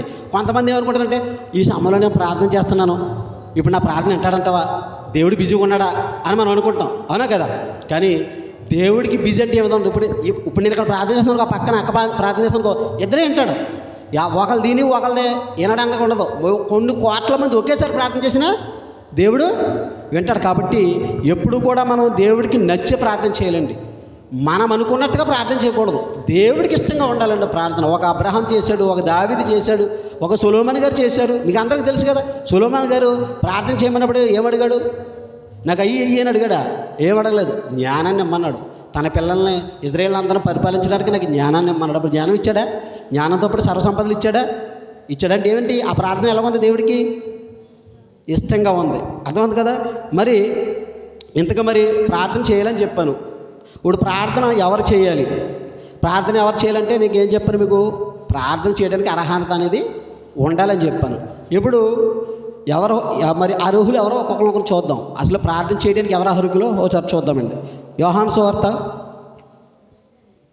ఎక్కువ తగ్గించి నా వాయిస్ ఉంచు. ఓకే, యోహాను సువార్త దీని అందరూ చూడాలి. నేను మళ్ళీ చెప్పను, చెప్పిన పాట మళ్ళీ చెప్పను, ప్రశ్నలు అడిగినప్పుడు చెప్పాలి. యోహాను సువార్త 9వ అధ్యాయము 31వ వచనం. యోహాను సువార్త 9వ అధ్యాయము 31వ వచనం. దేవుడు కాదు, 90వ పేజీ 9:31. దేవుడు అందరూ చూడాలి. దేవుడు పాపులు మనవి ఆలకింపడని ఎరుగుదుము. ఇక్కడ ఏమంటాడంటే దేవుడు ఎవరు ప్రార్థన వినడంటండి. మరి చూస్తున్నారా బైబిల్? చూడలేదు ఇంకా తీసుకో. 90వ పేజీ అందరు తీసుకోవాలి, పర్లేదు, టైం అయినా పర్లేదు. 90వ పేజీ 31వ వచనం, 9వ అధ్యాయం 31వ వచనం, 90 పేజీలో ఉంటుంది.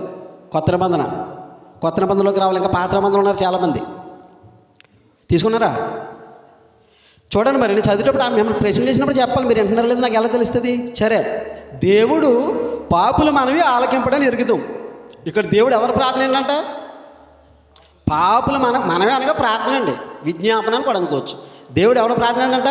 పాపులు మనవి అనండి. ఇంతకు మరి పాపులు ఎవరు? మరి పాపులు ఎవరో మనకు తెలియలేదనుకోండి, మరి మనకి ఎలా తెలుస్తుంది ఎవరు పాపులు ఎవరు నీతిమంతులు మనకి ఎలా తెలుస్తుంది? కాబట్టి మరి పాపులు ఎవరంటే, ఇప్పుడు మనం క్రైస్తవులైన మనందరం ఉన్నాం. మనందరం యేసుక్రీస్తులో బాప్తిసం పొందుకున్నాం. మనందరం ఏదో విషయంలో చిన్న చిన్న పాపాలు చేస్తామంటామన్నా, చేస్తామా చేయమా? చేస్తాము కదా. ఎలా అంటే ఎలా చేస్తాం పాపం అంటే ఎలాగ? నేను ఇప్పుడు బైబిల్ చూడొద్దు. నేను చెప్పినప్పుడు ఏమో నా ఊరికి చూడాలి, నేను బైబిల్ చదివినప్పుడు బైబిల్ చూడాలి. ఇప్పుడు నా ఊరికి చూడండి అందరూ, ఇంక మీరు బైబిల్ చూడాల్సిన అవసరం లేదు, నేను చెప్పేస్తాను. ఇప్పుడు పాపులు మనమే దేవుడు ఆలకించడం అన్నాడు. మరి ఇంతకీ పాపులు ఎవరంటే, క్రైస్తవులుగా మనం దేవుడిని నమ్ముకున్న వరకు మనం అప్పుడప్పుడు పాపాలు చేస్తుంటాం, చిన్న చిన్న తప్పులు చేస్తూ ఉంటాం. ఎలా చేస్తామంటే చూపు ద్వారానో, అంటే ఏంటి, చూడకూడని చూస్తూ, లేదంటే ఆలోచన ద్వారా ఆలోచించవలసిన ఆలోచించకుండా చెడగా ఆలోచించడం, లేదంటే వినడం ద్వారానో, లేదంటే మాట ద్వారానో, లేదంటే ప్రవర్తన ద్వారానో, ఇలాగా మనం ఏదో విషయంలో ఏదో రకంగా మనందరం పాపం చేస్తాం. అవునా కదా? అంటే మరి ఇప్పుడు మరి ప్రార్థన చేయడానికి ఎవరు అర్హులు కాదంటున్నాడు ఇక్కడ దేవుడు? పాపులు మనం అంటున్నాడు. అంటే ఇంతకీ మరి పాపులు అంటే ఎవరో మనకు క్లియర్గా తెలియలేదు అనుకోండి. ఎవరో పాపులు, మరి ఎవరు ప్రార్థన దేవుడు అంటున్నాడో మనకు తెలియలేదు అనుకోండి. మనకు ఆ క్లారిటీ లేకపోతే మనం చేసే భక్తి అదంతా వేస్ట్ అయిపోతుంది. మళ్ళీ ఒకసారి చదువుతాను, నేనే చదువుతాను, మీరు ఎందుకంటే మీరు చదవడానికి మీకు చాలా టైం పట్టేస్తుంది. మళ్ళీ చదువుతాను చూడండి. యోహాను సువార్త 9వ అధ్యాయం 31. దేవుడు పాపుల మనం ఆలకింపడని ఎరుగుదము, ఎవడైనను దేవభక్తుడై ఉండి ఆయన చిత్తము చొప్పున జరిగించిన ఎడల ఆయన వాని మనవి ఆలకించును. ఇక్కడ ఏమంటున్నాడంటే, ఎవరైతే దేవుడు భక్తుడై ఉండి, వింటున్నారమ్మా? ఇంక నా ఊరు చూసేయాలి. మీరు బైబిల్ని చదివేసానంటే ఇంక మీరు చూడొద్దు, నేను చదివేటప్పుడు మాత్రమే చూడాలి. మీరు ఉన్నదా 10 మంది, మీ 10 మంది కూడా మీరు వినలేదనుకోండి, చెప్పేవాడికి నాకు ఉత్సాహం ఉండదు. కాబట్టి దయచేసి వినండి. ఎందుకంటే మంచి మాటలు మీకు ఇలాగ ఎవరు నేర్పారు? ఎవరన్నా ప్రార్థన ఎలా చేయాలమ్మా, ఎవరు చేయాలో నేర్పారా? నా అంచనా ప్రకారం ఇక్కడ అన్ని సంఘాలు ఎవరు నేర్పరు. ఎందుకంటే అలా నేర్పితే అందరూ దొరికేస్తారు, పాస్టర్లతో సహా దొరికేస్తారు. ఈరోజు ఇక్కడ ఉన్న ఈ ఇండియాలో వద్దు, ఇక్కడ చెప్తున్నా, ఈ కత్తలో ఉన్న వాళ్ళు చాలామందికి ఇప్పటికీ ప్రార్థన ఎవరికి చేయాలో తెలియదు, ఎవరు చేయాలో కూడా ఎవరికి తెలియదు. మరి ఇవన్నీ నేర్చుకోకుండా మనం దేవుడు అంటే భయం భక్తిగా వెళ్ళిపోతే మన ప్రార్థన దేవుడు వింటాడో వింట మనకి ఎలా తెలుస్తుంది? తెలియాలి కదా. మన ప్రార్థన వింటాడో వింట మనకు తెలియాలి, ఎవరు ప్రార్థన వింటాడో తెలియాలి. ఇప్పుడు మనకు ఏమీ తెలియకుండా అందరూ మోకాలు వేసినట్టు మనం మోకాలు వేసి ప్రార్థన చేసామనుకో, దేవుడు వింటాడని మనం భ్రమలో ఉంటాం తప్ప ఆయన ఎండో. అదేంటంటే నాకు అది కలిగింది ఇది కలిగిందంటే నా ప్రార్థన వింటున్నాడంటే మీరు అనుకుంటున్నారా? అలాగనుకుంటే మీకు ఇంకో మాట చెప్తాను. మనకన్నా దేవుడిని నమ్మకుండా క్రీస్తుని ఏలన చేస్తూ దేవుడి మీద బురద జల్లుతూ ఎంతోమంది ఉన్నారు. వాళ్ళ మనకంటే 4 అంతస్తులు బిల్డింగులు కట్టుకుని ఎంతో అష్టైశ్వర్యాలతో తొలగుతున్నారు. మరి నువ్వు ప్రార్థన చేసి నీ మనవాడు అంటున్నావు, మరి ఆడు ఎవరికైనా ప్రార్థన చేశాడు అతను? మరి ఎవరికి తెలియదు, మనకన్నా బాగున్నాడు. మనం అడిగిన అడగకపోయినా దేవుడు అందరూ చూస్తాడు, ఆయన పక్షపాతి కాదు, అందరి ప్రార్థన వింటాడు. కానీ మనం ఎందుకు వినాలంటే, ఎందుకు ఏమని దేవుడిని అడగాలి, ఏమని చేస్తే వింటాడో మన ప్రార్థన మనకి అది తెలియాలి. తెలియకుండా లోకస్తులాగా మనం చేసేసి మనకు వృధా అయిపోద్దండి. అవును కదా? ఇప్పుడు చదువుతున్నాను చూడండి, మీరు నా వంకే చూడండి, ఇంకా బైబిల్ చూడదు. ఎవడైతే దేవభక్తుడై ఉండి, ఎవరైతే దేవుడు భక్తుడై ఉండి ఆయన ఎందుకు భయభక్తులు కలిగి ఆయన చిత్తము చొప్పున ఎవరైతే జరిగిస్తారో ఆయన వాని మాట ఆలకించును. ఏమంటున్నాడండి? ఎవరైతే దేవభక్తుడు, ఎవరికైతే దేవుడు భక్తుడై ఉండి ఆయన ఆజ్ఞల ప్రకారంగా మరి ఆయన చెప్పిన ప్రకారంగా ఈ భూమి మీద ఎవరైతే బ్రతికి అని కొరకు మరి జీవిస్తారో వాళ్ళ మాట వింటాడు అంటున్నాడు. ఇప్పుడు అర్థమైంది ఇప్పుడు ఎవరి మాట వింటాను అంటున్నాడు దేవుడు. ముందేమన్నాడు అదే వచనంలో, దేవుడు పాపులు మనం ఆలకింపడని ఎరుగుదుము, ఎవడైనను దేవభక్తుడై ఉండి ఆయన చిత్తము చొప్పున జరిగించిన ఎడల ఆయన వాని మనవి ఆలకించును. దేవుని చిత్తం అంటున్నాడండి. ఇంతకనే దేవుడి చిత్తం అంటే ఏంటి? దేవుని చిత్తం అంటే ఏంటి చెప్పండి. దేవుని చిత్తం. దేవుని చిత్తం అంటే దేవుని పని చేయటం, దేవుని వాక్యాన్ని ప్రకటించటం, దేవుడు చెప్పిన ఆజ్ఞలన్నీ మనం తూచ తప్పకుండా పాటించటం, మన బతుకుల వాటిని చూపించటం. ఇప్పుడు ఎగ్జాంపుల్, ఇప్పుడు దేవుని పని అంటే మీకు ఒక ఎగ్జాంపుల్ ఒకటి చెప్తా. దేవుని పని ఏంటంటే మనము దేవుడు మనకి ఇచ్చినటువంటి కష్టంలో మన ఊర్లో అవ్వచ్చు, లేకపోతే ఎక్కడైనా అవ్వచ్చు, మనం మీటింగ్ ద్వారానో, లేదంటే గ్రామాలు తిరిగో, లేదంటే మరి మన డబ్బులు ఖర్చు పెట్టో, ఏదో రకంగా ఎవరైతే దేవుడు వాక్యాన్ని ప్రకటించి ఎవరైతే ఒక పాపని మరి వాని పాపము నుంచి దేవుని మార్గంలోకి నడిపిస్తాడో వాళ్ళ మాటే దేవుడు వింటానన్నాడు. అదండి దేవుని చిత్తం. దేవుని చిత్తాన్ని జరిగించాలి. మనం ఈ భూమి మీద మన అందరం ఏం జరిగించాలంటే మన చిత్తాలు జరిగించుకుంటాం తప్ప దేవుడు బైబిల్లో ఏం చెప్పాడు ఇది మనకు అవసరం లేదు. మనం ఏంటంటే మోకాళ్ళు వేయటం, ప్రార్థన చేయడం, హల్లెలూయా స్తోత్రం, హల్లెలూయా అనక హల్లెలూయా అంతే. ఇక మిగతా ఏమైనా తెలుసు అంటే బైబిల్లో ఏమీ తెలియదు. దేవుడు మనసు ఏంటి, ఆయన ఎందుకు మన ఈ భూమి మీద పుట్టించాడు, ఏం చేస్తే మనకి ఆయన పరలోకాన్ని ఇస్తున్నాడని ఇవన్నీ మనకి ఎవరో నేర్పరండి. అందుకే చూడండి, సత్యం చెప్పే దగ్గర ఇంతమంది జనం ఉంటారండి. నిజమైన వాక్యం చెప్పే దగ్గర మీరు ఎక్కడైనా సరే ఇండియాలో చూసుకోండి, నిజమైన వాక్యం చెప్పే దగ్గర ఎవరు ఉండరు. అబద్ధాన్ని చెప్పి మోసం చేసి మీరు దేవుడి దగ్గరికి రండి, మీకు పరలోక దీవులన్నీ వస్తాయి, మీకు మెండిన దీవులు వస్తే మిమ్మల్ని ఆర్థికంగా బలపరుస్తాడంటే అందరూ అక్కడికి వెళ్ళిపోతారు. స్వస్థతలు కలుగుతాయి, మీరు రోగాలు తీయబడుతున్నాయంటే అందరికి వెళ్ళిపోతారు. అవునే కదా? నిజం. వెళ్ళరా? ఇక్కడ ఏ స్వస్థతలు ఉన్నాయి అన్నవారు మన దగ్గరికి ఎవరైనా వస్తారా? ఎవరు రారు. అందుకని సత్యానికి ఎవరో చెవి ఒగ్గరండి. అందుకని సత్యం దగ్గర చెప్పేటప్పుడు కొద్దిమందే ఉంటారు. అర్థమవుతుంది కదా? ఇప్పుడు నేను ఎవరైతే మరి దేవుడు వాక్యాన్ని ప్రకటించి ఒక ఆత్మనైనా రక్షించి దేవుళ్ళకి నడిపిస్తారో దేవుడు వాళ్ళ ప్రార్థన వింటానంటున్నాడండి. మరి ఇప్పుడు దేవుని చిత్తాన్ని మనం జరిగిస్తామా? ఇప్పుడు మనం చర్చకు వస్తున్నామండి, మీరు అందరూ మనందరం చర్చకు వస్తున్నాం, ఇక్కడికి వస్తున్నాం, పాటలు పాడేస్తున్నాం, ఓ భక్తిగా ప్రార్థన చేస్తున్నాం. మరి క్రియలేయి, పనులేయి. ఇది సంఘానికి రావటం అంటే అర్థం ఏంటంటే నేర్చుకోవడానికి వస్తున్నాం. ఇది ఒక ఆరాధన. దేవుడు మనకి సమాజంలో కూడుకోమని ఒక ఆరాధన పెట్టాడు. ఇది తప్పక రావాలి, రాకూడదని నేను అంటలేదు. ఇక్కడికి రావాలి, మనం పాటలు పాడాలి, వాక్యం చెప్పాలి, ఏంటి ప్రార్థన చేయాలి, సంఘంలో పరిచర్య చేయాలి. ఇది కంపల్సరీ క్రైస్తవులు చేయాలి. ఇవన్నీ చేస్తే పరలోకం వచ్చేస్తుందా? నా ప్రశ్న అది. ఇవన్నీ చేస్తే పరలోకం వస్తుందా? మరి ఒకప్పుడు అపోస్తులు యేసుక్రీస్తు 12 మంది శిష్యులు ఉన్నారు కదా, మీ అందరికీ తెలుసు కదా. 12 మంది శిష్యులు ఇలాగే ఒక గదిలో కూర్చొని మ్యూజిక్ పెట్టుకుని పాటలు పాడుతూ హల్లెలూయా స్తోత్రం అంటూ కూర్చున్నారా? ఉన్నారా? అలాగన్నారా? వాళ్ళు లేరు కదా. మరి వాళ్ళు ఏం చేశారు? ప్రతిదినం స్వార్థ ప్రకటిస్తూ వెళ్తుంటే వాళ్ళని రాళ్ళతో కొట్టడం, బెత్తలతో కొట్టడం, పిడుగుతులు కొట్టడం, రంపాలతో కోయటం, ఏంటి నానా హింసలు పెట్టడం, జైల్లో పెట్టడం. అదేంటండి? మరి దేవుని పిల్లలు అయ్యండి, వాళ్ళకి అన్ని ఇబ్బందులు పడవలసిన అవసరం ఏముంది? ఇంతకని దేవుని చిత్తాన్ని జరిగిస్తున్నారు వాళ్ళు. మనం జరిగిస్తున్నాం. ఎందుకండి? ఎక్కడికి అవసరం లేదు. ఇప్పుడు ఈ సంఘం ఉంది, ఈ సంఘానికి నెలకి ఎంత 1200 ఎంత వస్తుందంట, దీనికి రెంటం. ఇప్పుడు ఇది దేవుడి పని. ఇప్పుడు ఈ సంఘం నడవాలంటే అందరూ అన్ని చేతులు వేయాలి. మీలో చెప్పండి, ఇక్కడికి వచ్చి పాటలు పాడేసి అదరగొట్టేసి ఓ మంచి మ్యూజిక్లతో పాటలు పాడేస్తున్నారు. ఇంతకే తమ కష్టాన్ని ఎవరిస్తున్నారు? ఈ రెంట కొరకు డబ్బులు చెప్పండి. ఇప్పుడు నాకు ఎంతమంది ఇస్తున్నారు? చేతులు ఎత్తండి. పాటలు పాడటం కదండి ఇక్కడికి వచ్చి. నేనేముందండి, నేను కూడా లెసన్ ప్రిపేర్ చెప్పేస్తాను ఇక్కడ. అది పెద్ద విచిత్రం ఏం కాదు, మీరు కూడా చెప్పొచ్చు. అది కాదు, మన క్రియలే ఏమిస్తున్నారు మీరు దేవునికి? అదిగో ఆయన నేను ఫోన్ చేసి అంటాడు, అన్నయ్య రెంట కట్టాలన్నయ్య అని సేవకుడు. ఆయన చేసి పని ఆయన చేస్తున్నాడు, ఆయన ఇస్తాడు మీతో పాటు. మరి మనం ఎవరిస్తున్నాం? ఇద్దరు ముగ్గురు, ఇద్దరన్నా ఇచ్చేది, ఇద్దరు ఇస్తున్నారు అంటారు. మరి మీ పనులే.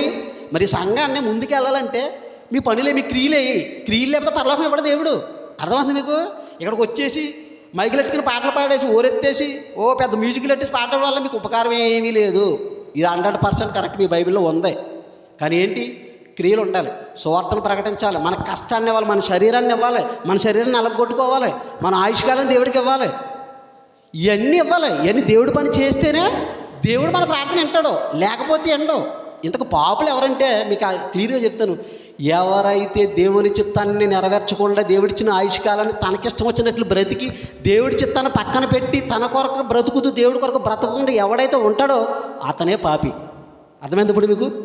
ఇక్కడికి వచ్చి పాటలు పాడేసి అదరగొట్టేసి హల్లెలూయా స్తోత్రం చెప్పేసినంత రాన్నే మీకు పరలోకం దేవుడు ఎవడో మీరు రాసేసుకోండి. బైబిల్లో ఎక్కడ పడితే అక్కడ రాసేసుకోండి, నో ప్రాబ్లం. మీకు క్రియలు కావాలి, దేవుని చిత్తాన్ని జరిగించాలి, నీ కష్టాన్ని ఇవ్వాలి, నీ శ్రమను ఇవ్వాలి, నీ శరీరాన్ని అలగొట్టాలి, నలుగురు తీసుకురావాలి, నీ కాళ్ళు నడవాలి దేవుడి కోసం, నీ చేతులు కష్టపడాలి. ఇన్ని చేయితేనే వాళ్ళ ప్రార్థన వింటాడు, అలాంటి వాళ్ళకి పరలోకం ఇస్తాడు. మరి ఎవరి మాట ఏంటంటే దేవుడి చిత్తం జరిగించకుండా కేవలం సంఘానికి వచ్చేసి ఎక్కడే ఫుడ్ పెడతారు తినేసి మళ్ళీ వెళ్ళిపోయి పనిలోకి వెళ్ళిపోయి మిగతా 6 దినాలు కలిసిపోతారు. వాళ్ళ ప్రార్థన అస్సలండి. వింటున్నారని మీరు భ్రమలో బ్రతుకు మిమ్మల్ని మీరు మోసం చేసుకున్నట్లే ఖచ్చితంగాని. కాబట్టి క్రియలు ఉండాలండి, మన కష్టాన్ని ఇవ్వాలి. ఇప్పుడు ఎక్కడికి మనం ఎవరికో వాక్యం చెప్పాను, అసలు మా పక్కన వాళ్ళు రక్షించుకుంటే సరిపోద్దండి. మీ కుటుంబాన్ని మీరు రక్షించుకుంటే చాలు. వాళ్ళు కూడా ఆత్మలే కదా, శరీరూపంగా అయితే మీకు కొడుకులు కూతుళ్ళు, కానీ అలా ఆత్మీయులతో అందరం మన ఆత్మల సహోదరులు, మన అందరం దేవుని సన్నిధిలో మన కుటుంబంలో మనం రక్షించుకుంటే సరిపోద్దండి. కాబట్టి మనం కేవలం మనము ప్రార్థన చేసేవారుగా ఉండకూడదండి, క్రియలు ఉండాలండి. క్రియలు కూడా ఉండాలి. దేవుడికి ఇష్టమైన ప్రార్థన మనం చేయాలి. పనులు చేసి ఆయన పని చేసి పని చేసి ప్రార్థన చేయాలి. యేసుక్రీస్తు వారు ఆయన వచ్చాడు ఈ భూమి మీదకి. పొద్దున ఎప్పుడో తెల్లరగట్టలు వేసిపోయాడండి, ప్రార్థన చేసుకునేవాడు. వెళ్ళిపోయేవాడు ఎక్కడికే, గల్లీ ప్రాంతాలకి, మొత్తం కానాని ఇదంతా తిరిగేసేవాడు. మళ్ళీ సాయంత్రం వచ్చేసేవాడు, ప్రార్థన చేసాడు. బలాదూరుగా తిరగలేదండి ఆయన. తిరిగాడా? బలాదూరుగా తిరిగినట్టు ఖాళీగా ఎక్కడన్నా ఉందా? లేదు. మరి మనం ఏం చేస్తున్నాం? మనం ఇప్పుడు వస్తాం, మళ్ళీ శుక్రవారం వస్తాం, మధ్యలో ఏమైనా పని చేశారా? లేదు. మన పని ఏమండి మీరు అలాగే చెప్తారు, మరి ఖత్తర్లోనే మేము పని చేసుకోవాలని అంటారు. మీ పని మీరు చేసుకోవాలి, తప్పు కాదు. మీకు ఫోన్లు ఉన్నాయి కదా, మీకు ఫ్రెండ్స్ ఉన్నారు కదా, మీరు మాట్లాడుకోవచ్చు కదా. అమ్మ ఈరోజు బైబిల్ చదివావా, ఏ వాక్యం విన్నావు, ఈరోజు దేవుడు ఏం మాట్లాడాడు నీతోని అని ఎవరన్నా పలకరించుకుంటున్నారా? ఇవి ఉండవండి మన దగ్గర. ఈరోజు ఏ సీరియల్ చూసావు, ఆ సీరియల్ చాలా బాగుందంట, చాలా బాగుంది, అది 150 ఎపిసోడ్లు అంట అని చెప్పుకుంటారు. అవునా కదా? ఆడవాళ్ళు ఇవే చెప్పుకుంటారు. మగవాళ్ళు అయితే ఏ సినిమా చూసేవరా, అబ్బా మహేష్ బాబు ఎరగొట్టేశాడు, ఫైట్లు అవి బాబా గాలి ఎగిరి దండేశాడంట. అవునా కదా? ఇది చెప్పుకుంటారు తప్ప వాక్యం చెప్పుకుంటారా? నాకు చాలామంది సహోదరులు ఫోన్ చేస్తారు, రమేష్కి తెలుసు. ఎప్పుడు చూసినా మేము చెప్తే నమ్మరు మీరు. ఒకసారి 12 గంటలు అయిపోతే మాట్లాడుకుంటారు, తెలీదు టైం అసలు చూసుకోం. దేవుడి కోసం మాట్లాడాలి. మనం ఎప్పుడు కూడా దేవుడి కోసం చర్చించుకుంటూ ఉండాలండి. అప్పుడే దేవుడు అంట ఆకాశం నుంచి అంట, నా పిల్లలు చూడు నా కోసం మాట్లాడుకుంటున్నారు, ఎంతో చక్కగా మాట్లాడుకుంటున్నారని దేవుడు అంటే విని ఆనందిస్తాడంటండి. ఇప్పుడు మీరు లేనప్పుడు మీ పిల్లలు మాట్లాడుకుంటుంటారు అప్పుడప్పుడు, మీరు ఎక్కడి నుంచి వస్తారు అప్పుడే. వాళ్ళు మా డాడీ ఎలాగ, మా డాడీ అలాగని చెప్పుకుంటున్నారు. మీరు విన్నారనుకోండి, మీరు ఏం చేస్తారు? నెమ్మదిగా అంటారు కదా, వీళ్ళు ఏం చెప్పుకుంటున్నారు అని అంటారా? మీకోసం చెప్పుకున్నప్పుడు మీరు ఎంత సంతోషం పడిపోతారు? చాలా సంతోషిస్తారు కదా. మా డాడీ నేను ఏది అడిగితే కొని ఇచ్చేస్తాను, మా డాడీకి నేను ఎంత అంటే ఇష్టమో అన్ని చాక్లెట్లు తెస్తాడని చెప్పి తన ఫ్రెండ్కి చెప్తున్నాడు అనుకోండి, మనం అది విన్నమాట మనకి ఎంత సంతోషిస్తారా? చాలా సంతోషిస్తారు కదా. పరలోకం ఉందన్న దేవుడు కూడా అంతే అండి. మీరు దేవుడి కోసం మాట్లాడుకుంటున్నారు అనుకోండి, దేవుడు ఆనందిస్తాడు. అలా కాకుండా టీవీలో ఇదేమంటారు, మొబైల్లో ఏమంటారు జబర్దస్త్ ఒకటండి, ఈ మధ్యలో ఇది టిక్టాక్ ఎక్కువైపోయాయి. ఇవి ఒకటండి, అయ్యి బాబు చాలా దారుణం అండి. నేను అప్పుడప్పుడు చూస్తూ ఉంటాను. అంటే టిక్టాక్లో నాకు తెలీదు, అంటే వాక్యాలు పెడతా ఉంటాను. ఎవరైనా వాక్యాలు పెట్టారని చూస్తూ ఉంటాను. అన్నప్పుడు అయ్యి బాబు అందరూ చేస్తారండి ఏమంటారు రీల్స్, అమ్మబాబు చాలా దారుణం, అయ్యి చాలా కష్టం చూడాలంటేని. వీళ్ళందరూ మొబైల్కి అడిక్ట్ అయిపోయారండి. మరి మనకు దొరికిన టైంలో దేవుడి కొరకు ఆలోచించకుండా, దేవుడు పనులు చేయాలనికుండా, మనం చేయాలని అనుకోకుండా మరి మొబైల్తో కాలక్షేపం చేస్తే ఇప్పుడు మోకాలు ఇచ్చేసి అనుకోండి, సాయంత్రం భోజనం చేసేసి పడుకున్న ముందు మీ ప్రార్థన వింటాడా దేవుడు? ఇప్పుడు చెప్పండి, వింటాడా? వినండి. సరే, ఇప్పుడు అర్థమైంది కదా. మనము దేవుడు ఎవరు ప్రార్థన వింటాడో, ఎవరు ప్రార్థన చేయడానికి అర్హులో మనం విన్నాం. అర్థమైందా? అందరూ వినాలా? నేను మళ్ళీ అడుగుతాను, ప్రతిదీ కూడా మళ్ళీ నెక్స్ట్ మంత్ అడుగుతాను. నాకు ప్రార్థన అన్ని ఇచ్చినప్పుడు మళ్ళీ అడుగుతాను. కాబట్టి జాగ్రత్తగానండి, ఓకేనా? ఓకే, ప్రార్థన చేయాలి, ఎవరు చేయకూడదు మనం నేర్చుకున్నాం. మరి ఎంతకైనా ఇప్పుడు ఇంకో టెస్ట్. ఇప్పుడు ప్రార్థనలు ఏం అడగాలి, ఏం అడగకూడదు. ఈరోజు మీరు ఎలా ప్రార్థన చేస్తారో చెప్పండి. అయ్యో టైం అయిపోయింది, చాలా చూడుగా చెప్పాలి. ప్రార్థన మీరు ఏం అడుగుతారు? చాలామంది ఈరోజు చాలామంది క్రైస్తవులు చాలామంది 99% ఏం అడుగుతారంటే, నా కొడుకు పెళ్ళి అవ్వాలి, నా కొడుకు మంచి జాబ్ రావాలి, నా కూతురికి మంచి భర్త దొరకాలి, ఏంటి మాకున్న అప్పులన్నీ తీరిపోవాలి. ఇవే కదండి అడుగుతాం. చెప్పండి, నిజం చెప్పండి, అబద్ధాలు అడగండి ఎవరైనా. అదేనా అడుగుతారు? అదే అందరూ అదే అడుగుతారు.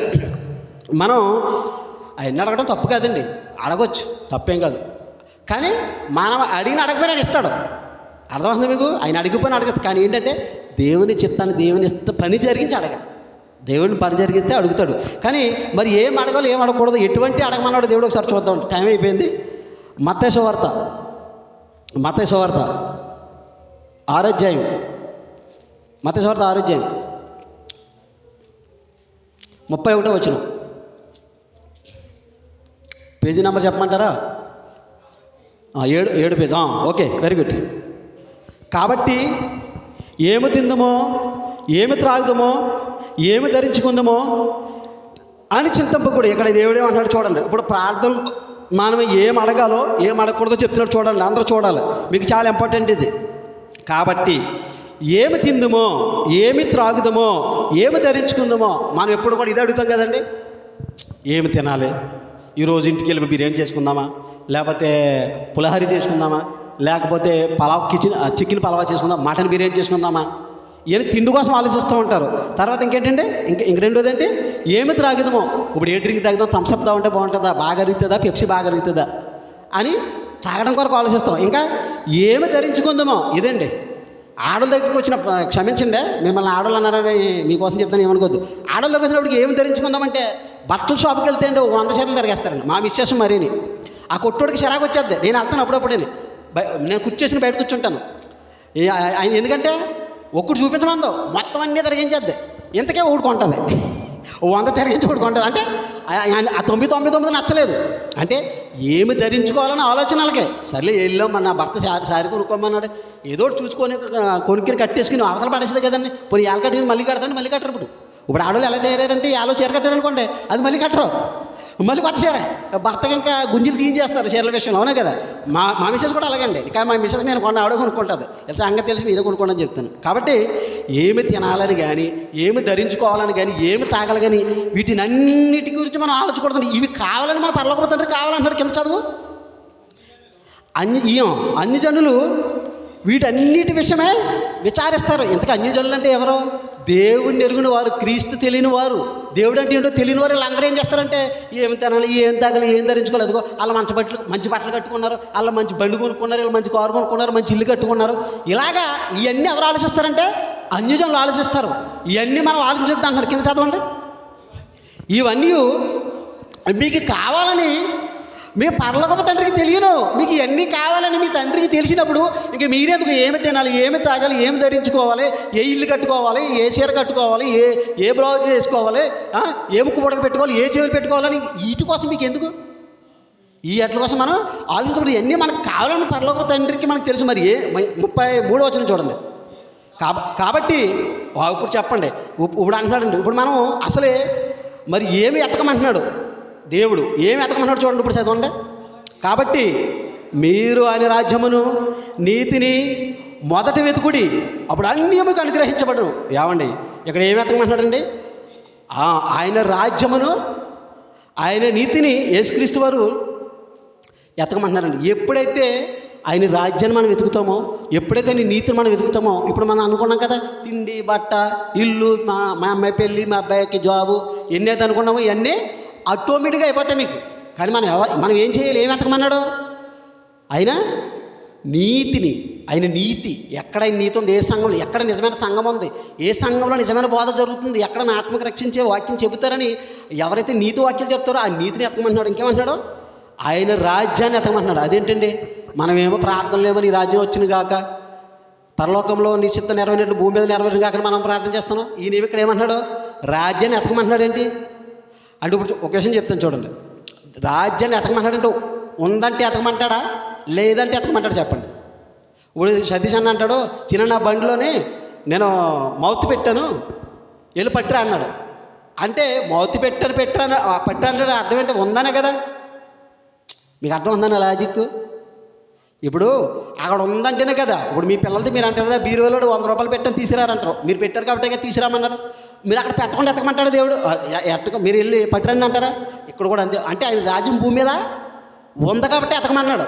మరి మనమేంటి నీ రాజ్యం వచ్చింది కాక ప్రార్థన చేస్తున్నాం అంటే ఏంటి? ఆయన ఇంకా రాజ్యం రాలేదనుకుంటున్నారా ఏంటి? మరి ఇప్పుడు దేవుడేమో ఎతకమంటున్నాడు. ఉంటే ఎందుకు ఎతకమంటాడు? లేకపోతే ఎందుకు ఎతకమంటాడు? ఉంటేనే కదా ఎతకమంటాడు. ఎందుకంటే ఈరోజండి మీకు చెప్తున్నాను ఎందుకు ఎతకమన్నాడంటే దేవుడు. ఈరోజు ముగించేస్తాను ఒక 10 నిమిషాల్లో. ఈరోజు ఆయన రాజ్యాన్ని ఎందుకు ఎతకమంటున్నాడంటే అండి, ప్రపంచంలో మొత్తం ప్రపంచంలో ఇంచుమించుగా 33,000 సంఘాలు వచ్చేసేయండి. అర్థమవుతుంది మీకు? ఈ 33,000 సంఘాల్లో ఒకటి నిజమైన సంఘం ఉంది, ఒకే ఒకటి ఉంది. అందుకని ఎతకమన్నాడు దేవుడు. అర్థమైంది మీకు? ఇప్పుడు 33,000లో ఒకటే నిజమైన సంఘం ఉంది, అందుకని ఎతకమన్నాడు. ఆయన రాజ్యం అంటే ఏదో కాదండి, ఆయన సంఘమే రాజ్యం, మనమే ఆయన రాజ్యం.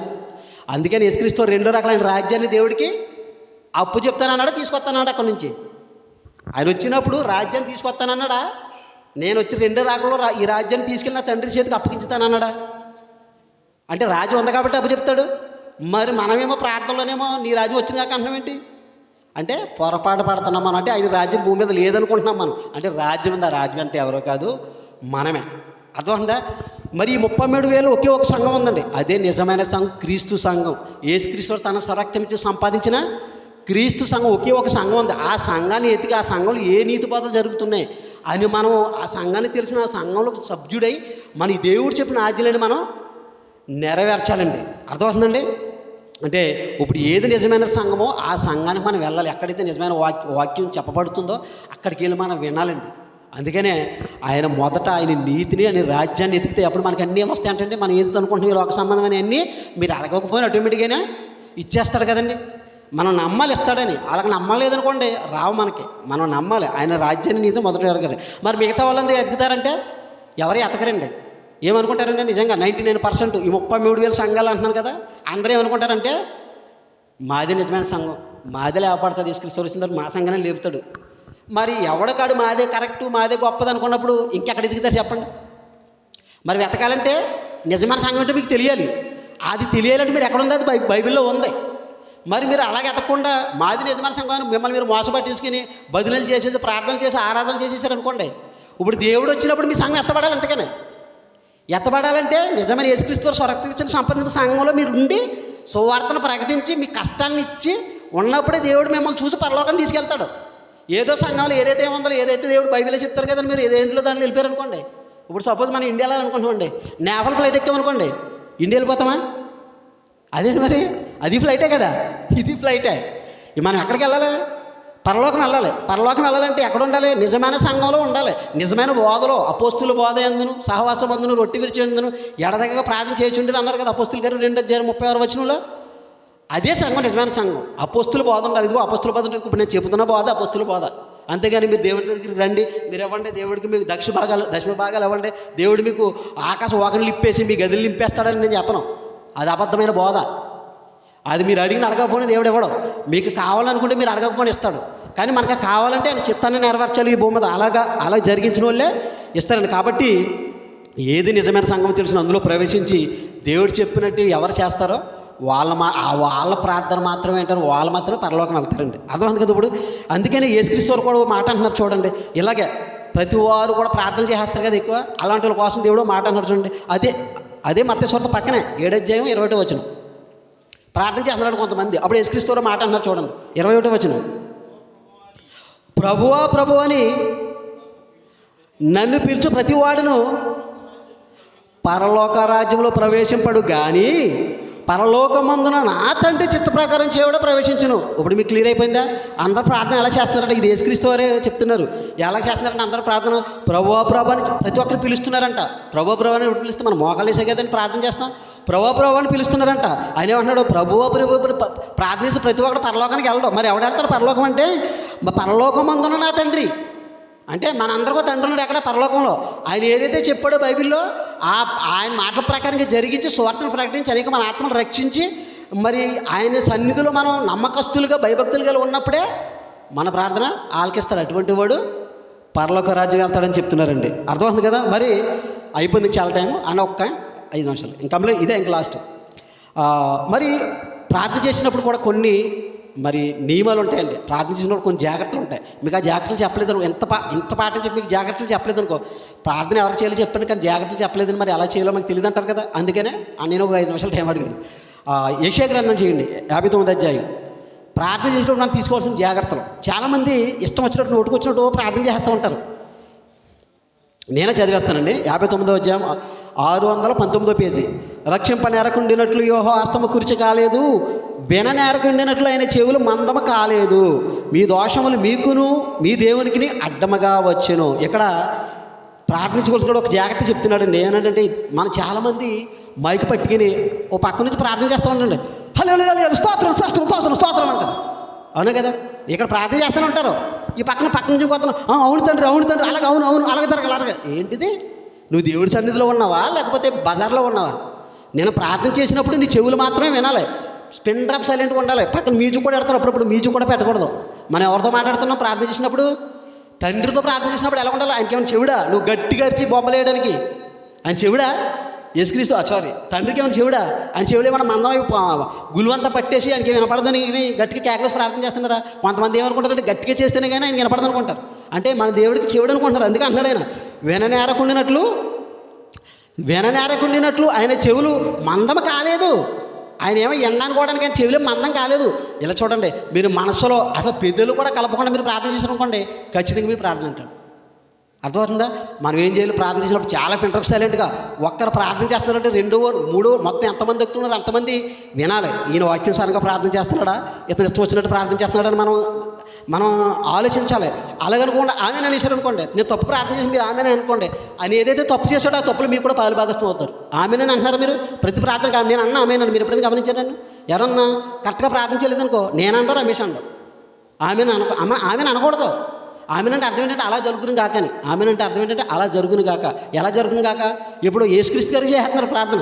ఇప్పుడు ప్రార్థన అయిన తర్వాత ఆమెను అంటున్నారు, ఆయన ఆమెనంటే మీరు ఆమెనని అంటున్నారు. ప్రార్థన ఎవరికి చేశారు, ఎందుకు ఆమెను అన్నారు మీరు?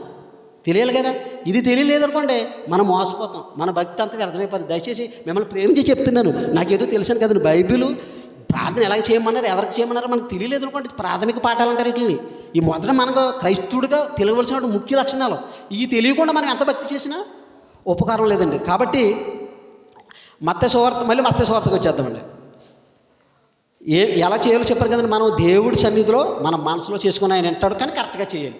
కరెక్ట్గా చెప్తే అంటే మత్తయి సువార్త ఇందాక చదువు మత్తయి సువార్త 6, 7 ఇక్కడ కూడా కొన్ని చెప్తున్నాడు చూడండి సూచనలు. మత్తయి సువార్త 6, 7 వచనం చదవండి ఎవరైనా తీతి గమ్మున తొందరగా. 7వ అధ్యాయం. మరియు మీరు ప్రార్థన చేయనప్పుడు అన్యజనుల వలె వ్యర్థమైన మాటలు వచ్చిపోవద్దు. మనం ఎప్పుడు కూడానండి ప్రార్థన చేసినప్పుడు అన్యజనులు అంటే ఎవరంటే దేవుడు తెలియని వాళ్ళు. ఇప్పుడు హిందువులు ఉన్నారండి, వాళ్ళ దేవుడి దగ్గర భజన పెద్ద పెద్ద కేకలేసారు, తెలుసు కదా. తిన్నారు మీరు ఎప్పుడన్నా? మా ఊరు పక్కన ఉన్నారండి హిందువులు, వాళ్ళందరూ కోపలు అనమాట. వాళ్ళు పెద్ద పెద్ద గోలతో చేస్తూ ఉంటారు. అంటే అన్యజనులు వాళ్ళు ఏమనుకుంటారంటే మా దేవుడు నిద్ర వస్తున్నాడు, ఎన్న గట్టిగా మాట్లాడకపోతే మా దేవుడికి వినపడుతుంది, వాళ్ళు గట్టిగా చేస్తారు. అందుకంటున్నాడు అన్యజనులు చేసినట్టు మీరు ప్రార్థన చేయొద్దు. ఇంకేమంటున్నాడు? మీరు ప్రార్థన చేయనప్పుడు అన్యజనుల వల్ల మీరు మాటలు మరియు ప్రార్థన చేయనప్పుడు అన్యజనుల వల్ల వ్యర్థమైన మాటలు వ్యర్థంగా మాట్లాడకూడదు. విస్తరించి మాట్లాడడం వల్ల తమ మనవి ఆలోచించిన వారు తలంచుతున్నారు. చాలామంది కూడా అండి. మన సతీశాన్ని కూడా అప్పుడప్పుడు ప్రార్థనిస్తూ ఉంటాడు. ప్రార్థన ఇందాక ఆ అక్క చేసింది, కరెక్ట్గా చేసింది. వాకింగ్ కొరకు ప్రార్థన చేయమంటే ఖచ్చితంగా వాకింగ్ కొరకు ప్రార్థన చేసింది. కొంతమంది అలా కాదండి. మొన్న కిరణ్ ఒకళ్ళు అనుకోవద్దు తప్పు, కానీ కిరణ్ లేడని, కిరణ్ ఆరాధన అయిపోయింది, ప్రార్థన ఎంతసేపు చేస్తారండి? తండ్రి ఈ పాట పాడవు, ఈ పాట మీరు మహిమపరచబడ్డారు అని మనం ప్రార్థన చేసేసి ఈ యొక్క ప్రార్థన మీ సన్నిధిని చేర్చుకోండి అంటే సరిపోద్దండి. మొత్తం వాక్యం చదివేస్తున్నారు ప్రార్థనలో. అంటే దేవుడికి వాక్యం తెలీదా? ఆయనే ర్యాంక్ చేయలేదు, ఆయనకి మనం రెఫరెన్స్ చూపించడం ఏంటి? పాట పాడడం ఏమంటే ఇప్పుడు కానుకలు ప్రార్థన చేయమంటే తండ్రి పరలోకముందున మాకు కన్న తండ్రి, ఇదిగో ఇంతవరకు మిమ్మల్ని ఆరాధించాం తండ్రి, మీ పని నిమిత్తం మేము అందరం ఇదిగో చంద ఇస్తాం తండ్రి, ఈ చందాన్ని మీ పని నిమిత్తం వినియోగించుకోండి తండ్రి, ఇస్తున్న ప్రత్యక్షాన్ని దీవించండి తండ్రి, ఆమేన్. 2 నిమిషాలు ప్రార్థన అయిపోవాలి. కానీ ఇక్కడ చాలామంది ఏమనుకుంటారంటే విస్తారంగా మాట్లాడి దేవుడు వింటాడు, నేను పెద్ద భక్తుని అనుకుంటాడు అని వాళ్ళకి ప్రార్థన చేయమని ఇస్తే 15 గంట 20 నిమిషాలు చేస్తున్నారంట. అందుకంటే ఇప్పుడు ఎలా ఉండాలి? ఫస్ట్ ఏం చెప్పాను? చాలా నెమ్మదిగా చేయాలి, మనసులో చేసుకోవాలి. రెండోది ఏం చెప్పాను? అన్యజనుల వల్ల ప్రార్థన మనం చేయకూడదు, జాగ్రత్తలు. అన్యజనుల వల్ల మనం బొబ్బలేసి కేకలేసి ప్రార్థన చేయకూడదు. మూడోదేంటి? వ్యర్థమైన మాటలు. మనకి ఏం అవసరమో ఏం మాట్లాడాలి దేవుడి దగ్గర. ఇప్పుడు అమ్మగారి గారి దగ్గరికి వెళ్ళారనుకోండి, మీకు ఏదైనా లోన్ కావాలి, లోన్ కోరుతున్నాడు మానేసి ఆ పక్కన నన్ను కొడుతున్నాడండి, ఈ పక్కన నన్ను కొడుతున్నాడండి అన్నావు అనుకో, ఒరే నువ్వు ఎందుకు వచ్చావు, నువ్వు ఏం చెప్తున్నావు? నీకు లోన్ కావాలని వచ్చావు, దానికోసం మాట్లాడు. ఆడు కొడుతున్నాడు, ఈడు కొడుతున్నాడంటే నువ్వు చూసుకేది వెళ్ళి అంటాడు. మరి దేవుడి దగ్గర కూడా వద్దండి, మనకి ఏం కావాలంటే స్ట్రైట్గా దేవుడిని అడగాలి. యేసుక్రీస్తు నామములో అడుగుతున్నావు అంటే దట్స్ ఇట్, మీ ప్రార్థన వెళ్తుంది. అలా కాకుండా విస్తారంగా ఏదంటే నోటికి ఏది అమ్ముతుంది మాట్లాడేసామనుకోండి, దానివల్ల దోషారోపణ చేస్తాడు మన మీద, మనల్ని పాపులుగా దేవుడు ఇచ్చుతాడు. కాబట్టి మనం జాగ్రత్తగా ఉండాలి. ఇంకేమంటాడండి? మనవి వినబడిన వారు తలంచున్నారు, మీరు వారి వల్ల ఉండకూడదు. అర్థమైంది కదండి? ఇప్పుడు ప్రార్థన ఎవరు చేయాలి చెప్పిన, ఎవరు చేయాలి ప్రార్థన? ఒకసారి అమ్మ అయిపోయింది, ఇంకా ఫినిషింగ్ వచ్చేసాను. ప్రార్థన ఎవరు చేయాలి? ప్రార్థన ఎవరు చేయాలి? ప్రార్థన ఎవరు చేయాలని అంటున్నాను. నా సబ్జెక్ట్ ఏంటంటే ఈరోజు ప్రార్థన ఎవరు చేయాలన్నది సబ్జెక్ట్ నాది. అర్హత. ఏ అర్హత కలిగి ఉండాలి? దేవుడు పనిచేసి దేవుడికి మీ సమయాన్ని, మీ కష్టాన్ని దేవుడికి ఇవ్వాలి. రెంట్ కోసం డబ్బులు ఇస్తున్నారా? ఒక్కరు ఎవరికి లేదు. మరి ఇక్కడికి వచ్చి పాటలు పాడేస్తున్నారు అంటే భక్తిపరులే మీరు, కానీ భక్తిపరులు కాదు, నటిస్తున్నారు అనమాట మీరు. దేవుడికి ఇవ్వాలి, దేవుడికి ఇచ్చి పాటలు పాడండి. దేవుడికి ఎవరైనా కూర్చి పాడే వాళ్ళు పాటలేనండి, ఇచ్చి వాళ్ళు పాడతారు, మెదలు కూర్చోండి. కోపించుకోద్దు ఎవరైనా, ఇవ్వాలండి మన కష్టాన్ని ఇవ్వాలండి దేవుడికి. ఇవ్వకపోతే అండి దేవుడు పరలోకాన్ని మనకి ఇవ్వడు. అర్థమవుతుంది మీకు? పరలోకాన్ని ఇవ్వడు, దేవుడికి మనం ఇవ్వాలి. అది మీరు దక్షిణ భాగాలు అంటున్నారు, కానీ దక్షిణ భాగాలు అంటే ఎంత తెలుసా? 1000 సంపాదించడం 100 ఇవ్వాలి. కానీ మనం 100 కదా ఇమ్మంట, మొత్తం నీ జీవితం అంతా ఇచ్చేయమన్నాడు. అలాగనే మనం అంత ఇచ్చేయకూడదు, మనకు కూడా మనం ఉంచుకుని దేవుడికి ఇవ్వాలి. కాబట్టి దయచేసి ఎవరు కూడా మరి ఎవరు అర్హులంటే దేవుడు పని చేసేవాళ్ళు ప్రార్థన దేవుడు వింటాడు. ఎవరైతే దేవుడు పని చేయకుండా ప్రార్థన చేస్తారో వారు మనవడం వినడం. అర్థమైంది కదా? మళ్ళీ సరే మంచి సబ్జెక్ట్తో వస్తాను, అందరికీ ఇలా చెప్తాను. అందుకు అర్థమైంది కదమ్మా. ఈరోజు మంచిగా ప్రార్థన చేస్తారు అందరనే. మరి పని చేసి ప్రార్థన చేస్తారా, పని చేయకుండా తినేసి శుభ్రంగా అప్పుడు ప్రార్థన చేస్తారా? పని ఎవరికొరకు వాక్యం చెప్పండి, ప్రార్థన చేయండి. ఓకేనా? మీ కష్టాన్ని దేవుడికి ఇవ్వండి. కాబట్టి మేము దేవుడి మిమ్మల్ని అందరూ దీవించిన కాక ప్రార్థన చేస్తున్నాం. ప్రేమగల తండ్రి, దయగల నేను ఇంతవరకు మీ మాటలు చెప్పాను తండ్రి. ఇందులో దోషముగా నేను ఏమైనా మాట్లాడుతున్నాను క్షమించమని, నా సహోదరులకి ఆలోచన శక్తిని అనుగ్రహించమని, కేవలం విని విడిచిపెట్టేవారుగా కాకుండా మీ మాటల ప్రకారం బ్రతికే జ్ఞానాన్ని ఇక్కడున్న మా అందరికీ అనుగ్రహించమని ప్రార్థిస్తూ యేసుక్రీస్తు వారి పరిశుద్ధ నామమును బట్టి ప్రార్థన అడుగుతున్నాను కానీ తండ్రి, ఆమేన్. అందరికీ వందనాలు. దేవుని నామానికి మహిమ కలుగును గాక. చక్కటి మాటలు దేవుడు మనతోని సూటిగా మాట్లాడాడు. ఆయన చెప్పలా, ఏం చెప్పాడు? బైబిల్లో ఉన్న సంగతులన్నీ దేవుడు ఎవరితో మాట్లాడతాడో వినేవారంట. మనం చదువుకుంటాం, రాత్రి కూడా చదువుకున్నాం. ఏది? సామెతలు 9వ అధ్యాయము 8వ వచనం. ఒకసారి చదవండి గట్టిగా. అందుకే దేవుడు ప్రతి మాటని ఆయన పరిశుద్ధాత్మతో రాసి పెట్టాడు. చక్కగా వివరించిన మన తమ్ముడు రియల్ సీన్ గారికి ప్రత్యేక వందనాలు తెలియజేస్తూ, మాటలు ఎప్పుడు కానీ మనం లోబడే రీతిగానే ఉండాలి. 9, 8వ వచనం, 9, 8వ వచనం సామెతలు 9, 9వ అధ్యాయము 8వ వచనం చదువు.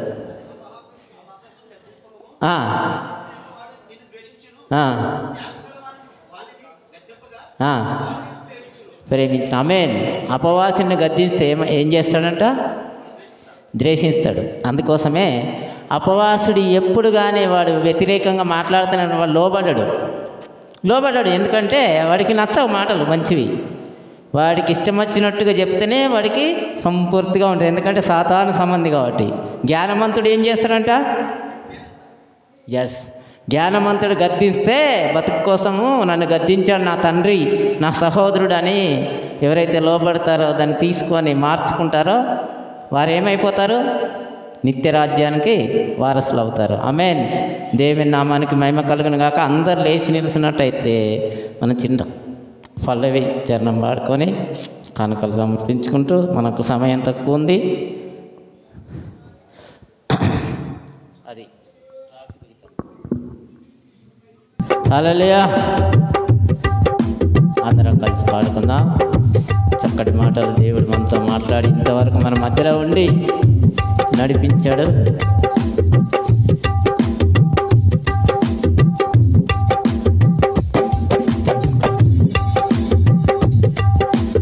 నిరంతరం నీతోనే జీవించాలని ఆశే నన్నిలా బ్రతికించుతున్నది. నిరంతరం నీతోనే జీవించాలని ఆశే నన్నిలా బ్రతికించుతున్నది. నా పానేశ్వరా యేసయ్యా, నా సర్వస్వమా యేసయ్యా, నా పానేశ్వరా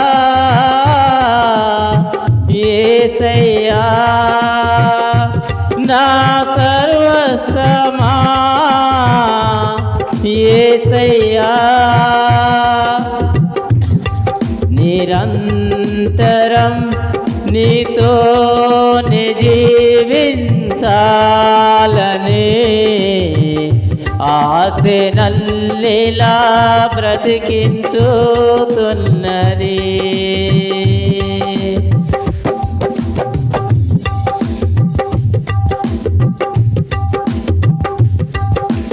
చీకటిలో నేనున్నప్పుడు నీ వెలుగు నాపై ఉదయించెనే. నేనున్నప్పుడు నీ వెలుగు నాపై ఉదయించెనే. నీలోనే నేను వెలగాలని, నీ వలనే నేను మారాలని. నీలోనే నేను వెలగాలని, నీ మహిమ నాలో నిలవాలని. పరిశుద్ధాత్మ అభిషేకముతో నన్ను నింపి ఉన్నావు నీ రాకడకై. నిరంతరం నీతోనే జీవించాలని ఆశ నల్లిలా బ్రతికించుతున్నది. నిరంతరం నీతోనే జీవించాలని ఆశ నల్లిలా బ్రతికించుతున్నది. నా ప్రాణేశ్వరా యేసయ్యా,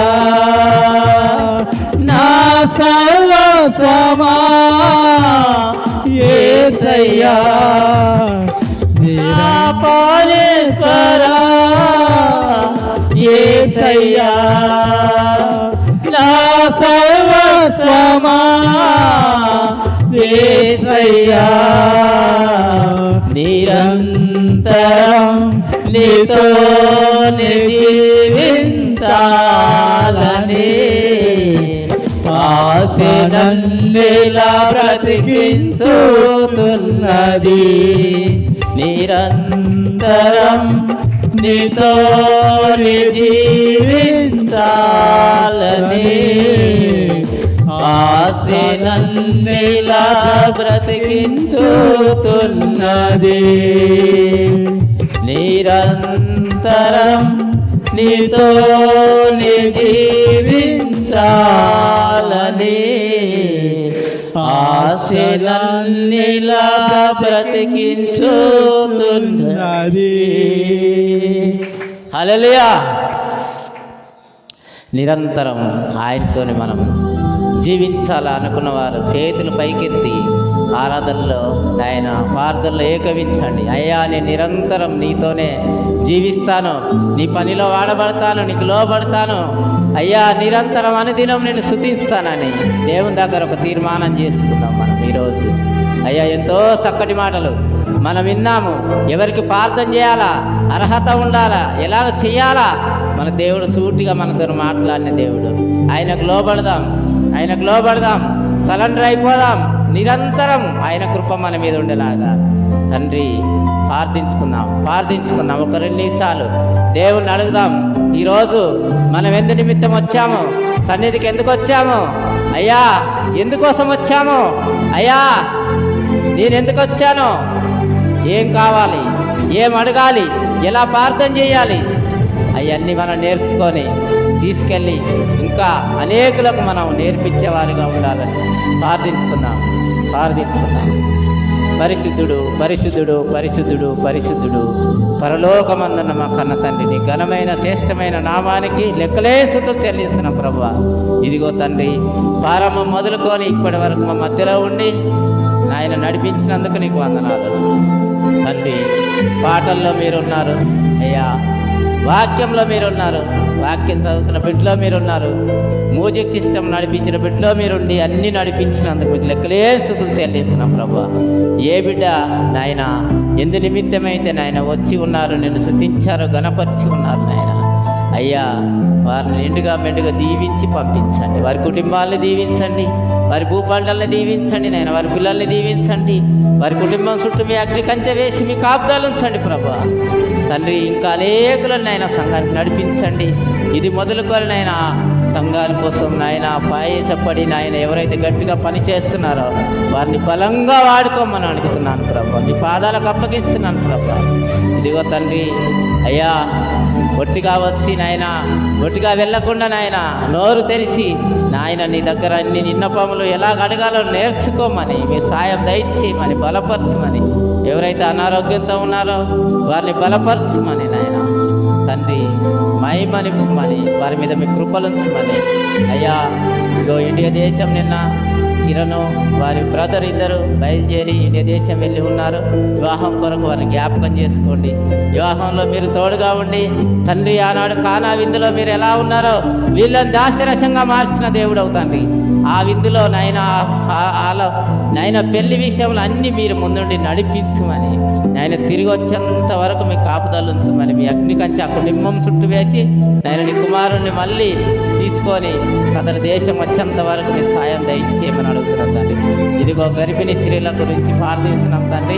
బిడ్డల్ని బలపరచండి నాయన, వారి పిల్లల్ని నాయన ఈ లోకాన్ని చూయించే వరకు మీ కాపుదల నుంచి నాయన తండ్రి మీ సాయం దయచేయమని, ఇంకా దీవించి ఆశీర్వదించమని. ఇదిగో సంఘాన్ని బట్టి అందరినీ మీ చేతులకు అప్పగిస్తున్నాం తండ్రి. తండ్రి ఎవరన్నా మర్చుంటే దయతో క్షమించండి. ఇదిగో ప్రభా తండ్రి నీ పిల్లలంతా వచ్చి నేను స్తుతించి గణపరిచి వారికి నాయన తోసింది కానుకగా ఇచ్చినందుకు చెల్లించారు. సంఘం కోసం ఈ పరిచర్య కోసం తండ్రి 30 60 100 దీవించి ఆశీర్వదించమని, ఇంకా బాగుగా వాడుకోమని ఆయన నీ పనిలో అందరినీ ఎవ్వరు వెనక్కెళ్ళకుండా ముందుకు వచ్చి నీ పని చేయడానికి సాయం దయచేయమని తండ్రి. మీరు ఆకడొచ్చే వరకు ఎత్తబడే సంఘంలో పిల్లలందరినీ జ్ఞాపకం చేసుకోమని యేసు పరిశుద్ధ నామాలు అడుగుతున్నాను తండ్రి. ఆమేన్. పరలోకమందు మాకు నీ నామం పరిశుద్ధపరునుగాక, నీ రాజ్యం వచ్చునుగాక, నీ చిత్తం పరలోకమందు నెరవేరినట్లు భూమి అందు నెరవేరుగాక. నేడు మానదినం ఆహారం మాకు దయచేయమని, మా ఎడల అపరాధం చేసిన వారు క్షమించిన ప్రకారం మా అపరాధం క్షమించమని, మమ్మల్ని కీడులోకి శోధనలోకి తేకుండా దుష్టులను తప్పించమని, రాజ్యము శక్తి మహిమ నిరంతరం నీవై ఉండుగాక.